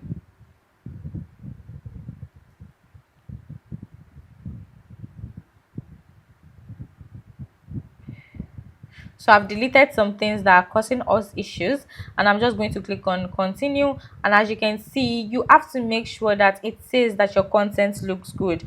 If it does not look good, you want to make sure that you go back into each of the things that are having issues, and you want to correct them, because if you do not correct them, Mailchimp will not allow you to be able to turn this workflow on. So you want to make sure that everything is corrected, all of the errors are adjusted, then you can be able to turn the workflow on. So when you click on turn flow on, it is going to help you publish this particular workflow, and it is going to start going to everyone inside of your contact list. As you can see, we can be able to check in for the particular audience, and we can see the particular email we just created today, which is April 20th of April. We can see everyone that started this workflow, and we can see everyone that is in progress. We can also see everyone that has completed this workflow. And when we click on view report over here, we can be able to see all of the people that are active, all of the people that are in progress of this automation, and we can see the total number of people that have started the workflow, and the total number of people that have completed the workflow. So this will help you to have an idea of the contacts that are fulfilling the trigger that you've set for the workflow, and what you can be able to do to see the people that are still in progress. So that is for automation. And like I said, you can go back into your automation flow, and you can be able to see all of the automations that you've created for a particular audience. And you can also click on this part where you can view your flow, or you can replicate your flow if you want, or you can even pause your flow. So let's say you have a particular event coming up, but the particular event is on hold, and you created a workflow for that particular event. You can also pause this automation, and that that is going to pause all of the action that is being done inside of that workflow. Okay, so now that we've come to the end of the workflow series, now let us go inside how to create survey inside of Mailchimp. Now, if you're watching this as part of a team or you're responsible for setting up Mailchimp inside an organization, there is something else that can help you move faster. We provide team training sections where we walk your team through how to use Mailchimp properly based on your current business process and also based on your current actual workflow.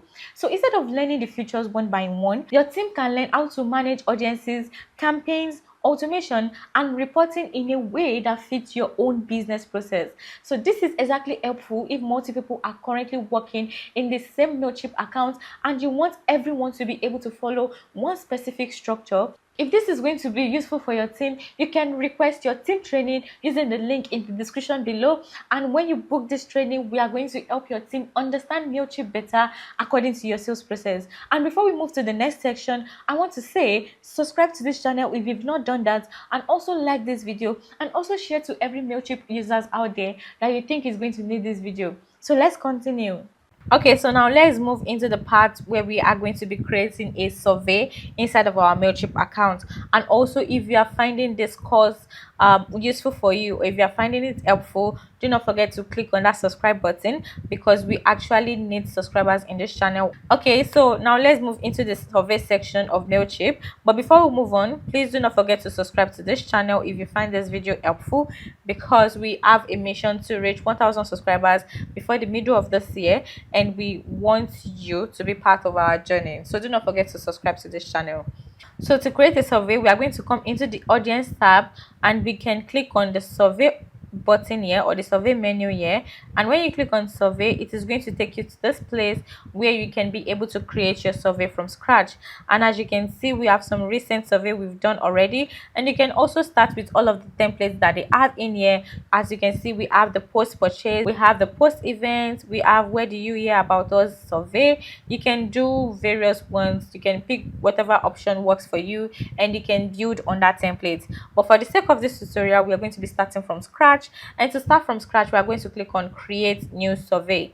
So when we click on create new survey, it is going to take us to the part where we can be able to set up our survey from scratch. And we are going to name this survey, let's name this CRM instructors. So we are going to name this CRM instructor survey, and you can also pick the particular audience that is going to be receiving this survey. And when you click on begin, you are going to see where you can be able to add various things for this particular survey. As you can see, the first menu we have here is the introduction, where you can be able to add welcome text, you can be able to add videos, you can even add image explaining how the feedback will be used. You can also decide to add radio button, where you can allow people to be able to select one action from a list of options that you've added in your survey. For the checkboxes, you can also decide that you want people to be able to pick multiple answer, and if you are using range, you can decide that you want them to select a score from a particular range, maybe from 1 to 10, from 1 to 5, or if they want to give 5-star or 10-star or whatever it is you want to add for the range, you can do that. We also have the open text, where you can be able to type in description for this particular survey.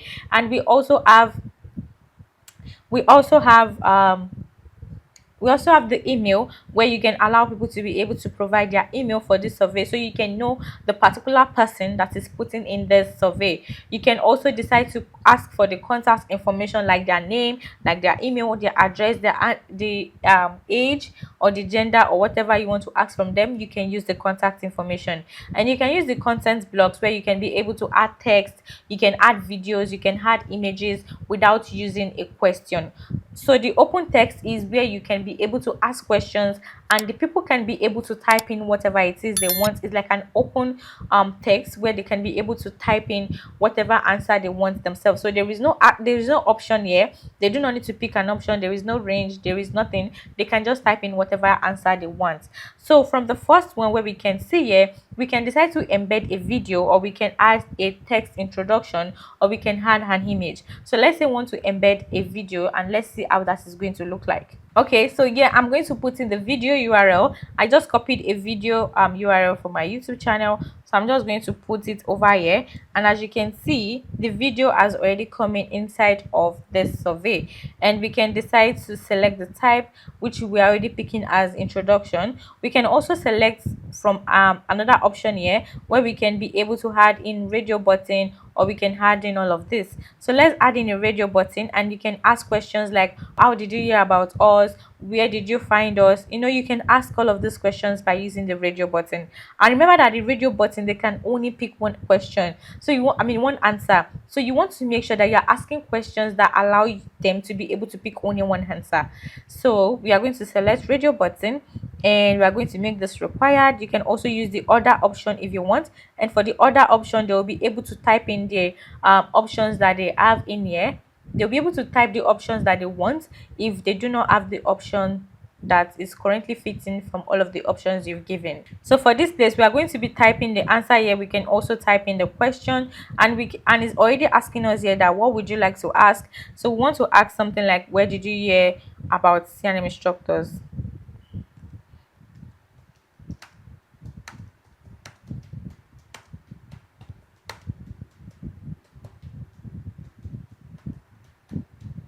So we are asking questions like, where did you hear about CRM instructors? And we can add in the other option, but if you do not want the other option, you can just take it off by toggling this off. And for the option 1, we can say whether it is Google, and the option 2 can be maybe something like social media, and the next option might be maybe referral. You can just add in whatever options you want, and when you add all of that, you can just click on this to add in the next question, and you can add in checkbox if you want, and we can ask them the things they are interested in. So we can say, what is your service interest, or whatever question you want to ask. So what is your service interest? And for options, we can say if they are interested in CRM, or if they are interested in email marketing. They should just allow us to know the option they are interested in. So you can ask this as any type of question you want. You just need to make sure that this is tailored for your own personal business. So you can also decide to add another one where we are adding the range, and for the range, we can ask questions like, what do you rate our courses on CRM instructors channel, or how do you rate our service, or how pleased are you with how you were treated in our businesses. Just add in whatever question you want to add. So you can say something like, what do you rate us? So you can ask questions like, what do you rate us? And they can be able to pick from a scale of 0 to 10. And for 0, you can say very bad. And when you add this option here, they can be able to see the one for 0. And you can also add very good, where they can be able to see the option for 10. You can also decide to use all of this. So if you don't want to use 0 to 10, you can use 0 to 5, you can use 1 to 10. You can even use this 5-star, where they can be able to pick 1-star or 5-star. They can also pick the love emoji, they can pick the smiley emoji. You can use whichever one works for your business. You can also decide to add another one where you can add in a open text. So you can add various questions like another one where you can be able to ask, or for the open text, you can ask questions like, how would you like us to help you, or what do you need help with? Just ask whatever question you feel like people can be able to type in the answer that they want themselves, like long paragraph. So you can ask questions like, what do you need help with, and they can be able to type in whatever option it is they want here. You can also add in another one where you can be able to ask them for their email, or you can ask for the email of their parents, or the email of their manager, or whatever it is you want to ask. You can ask that in here, and you can also decide to ask for their own email also, and it is also going for the email here. So you can also decide that under this place you want to ask for the contact information, where you can be able to ask for their first name, you can ask for their last name, you can ask for whatever it is you want to ask for in here. And you can add another one where you can be able to add the last one, which is a contact block, where you can be able to add an image, or you can be able to add a text, you can be able to add The text can be something like, maybe you want to add a title and a description. If you want to break the survey inside the different description, you can, I mean, sorry, inside different section, you can add in the text, and you can say this one is for contact information, and you had a question in there. Then you create this one again where you ask for maybe payment information. Just, you can be creative about this however you want. So that is for that, and when we are done, we can then click on continue to design. And when we click on continue to design, it is going to take you to this place where you can be able to customize this survey. So you can decide that for the branding you want to add an image, or you can even decide to take off this Mailchimp logo if you do not want it. I do not want it, so I'm taking it off. And for the custom messaging, you can decide to add the survey title. So we can say that this is CRM instructor survey, and we can also decide to add in a submit label. So instead of using submit, we can use something like rate us, or we can use something like send, or we can use something like confirm, whatever works for you. So let's just use something like rate us. So whatever works for you, you can add that in. You can also add the confirmation message, and the confirmation message will be after the survey has been sent. What is the information, or what is the text that is going to appear? So you can also decide that you want to add this closed survey message, which is going to be this: the survey is no longer accepting responses. You can also decide that if you want to close the survey, you are having an event and you are doing the survey for the event, but event is going to close soon and you want to close the survey. This is what is going to be showing up. You can also add in the error message, the required error message, which is going to show up whenever they did not fill a required question. So you can also add in the style, where you can be able to add in a background color. You can also decide to change the background for this background color, sorry, the color for this background color. You can decide to change the color for the background color, and you can change it to whatever it is you want. You can also use the color code if you want. And when you're done, you can click on preview, or you can click on finish later, or you can click on review. So let's preview this and let's see how that is going to look like. As you can see, this is our survey, and this is how it's going to look like inside of our campaign when we are sending it out through an automation or whatever it is. So we are going to exit this, and we are going to click on review, and that is going to review our survey for us. And as you can see, this is our survey name, and all of the contacts coming in inside this survey is going to be going inside of CRM instructor audience. And you can also decide that you want to be able to receive email notification when someone puts in their email. You can also decide that you want to receive daily reports of how the survey is being collected. If you are not going to be fed up with having notifications sent every time someone fills out this form, you can turn this on. But if you know it is going to be a lot for you, just leave it off. So when you're done, you click on continue, and that is going to take us to the next page where we can be able to share our survey. And as you can see here, we can share our survey through an email. We can also decide to add our survey to an existing automation by using the URL. So we can also decide to copy this URL, and we can be able to add this URL to our email campaign or our landing page by using a button. Whatever works for you, you can do that. And when people start filling out this survey, you'll be able to see the results here. You can be able to see the results from the known contacts. You can also be able to see the results from the unknown contacts, and if you have any new contacts filling out the survey, you can be able to see that in here. And for every question, you are going to see all of the responses that you have for every question. So if people fill out this question here, you are going to see all of the number of responses you have for each of this question. So that is for survey. And when you are done, you can also decide to edit the survey. It is going to take you to the editor page, and when you are done, you can then click on save. So when you save that, it is also going to take you back to the sharing page. So that is all for your survey. Do not forget that you can also add this survey inside of your automation or your email campaigns, whichever one works for you. And you can come over to this place, and you can be able to see the results. You can also click on this to view the details for this survey. You can edit it, you can rename it, you can even duplicate it. You can also close the survey if you want. So now that we are done with survey, we are going to be moving into the integration. So we have the website first. The reason why we did not talk on the website is because we need to have access to our Wix account for us to be able to connect Mailchimp. So we do not have access to Wix. We are just going to skip that for now, and we are going to do that in a later video. We also have the integrations where you can be able to connect Mailchimp with different tools. As you can see here, we can connect with Canva, we can connect with Metalit, we can connect with Zapier, we can connect with Shopify, Squarespace, WordPress. They have a lot. As you can see, they have up to 343 softwares to integrate Mailchimp with. That is actually so much. Yeah, so you can pick whatever it is you want, even if it is to connect with HubSpot, Zoho CRM. Just type in whatever it is you want in here, and you can be able to pick the particular software you want to integrate with. And as you can see, you can be able to filter by contact. Oh no, so this one is for search. No.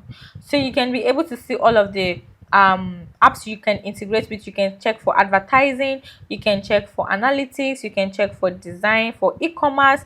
For e-commerce, you can see where you can be able to integrate Shopify, your WooCommerce store. You can see how you can integrate QuickBooks. You can see BigCommerce. You can even integrate Monday.com.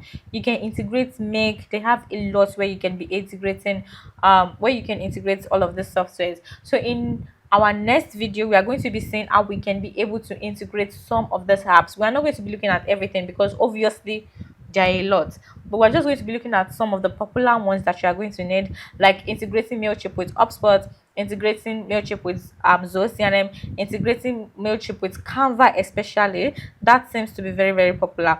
And if we're able to set up Shopify, because we need Stripe to set up Shopify. So if we're able to set up Shopify, we can also do that, or WooCommerce, whichever one works for us, just to be able to have the idea of how to use Mailchimp as an online store. Okay, so that is all for this Mailchimp beginner series. And also do not forget to like this video and also share with everyone that is going to need this video. Thank you so much for staying up until the end. Thank you so much. Bye. So now you've seen how you can be able to set up Mailchimp from the beginning, all through building campaigns, sign up forms, organizing your audience, setting up your automation, and structuring your email campaign in a way that actually works and supports your business instead of making things complicated. If you're following along step by step, you now have a foundation you need to manage your Mailchimp with confidence, whether you are using it for your own business or whether you are using it for your clients. But the most important thing to remember is this: Mailchimp becomes powerful when your structure is clear, when your audience is organized properly, your tags make sense, are connected, and your automations are connected, and your campaigns are targeted, and everything starts working together as a system instead of working as separate pieces. If you found this tutorial helpful, make sure you subscribe to this channel, because we are going to be creating more platform courses like this covering CRM systems, email automation tools, and marketing workflows that will help your business grow faster and communicate better with your audience. And if you would like support in setting up your Mailchimp account, or improving your campaign performance, or training your team using Mailchimp more effectively, you can find the links in the description below. Do not forget to subscribe. Thank you for watching, and we will see you in the next tutorial. Bye.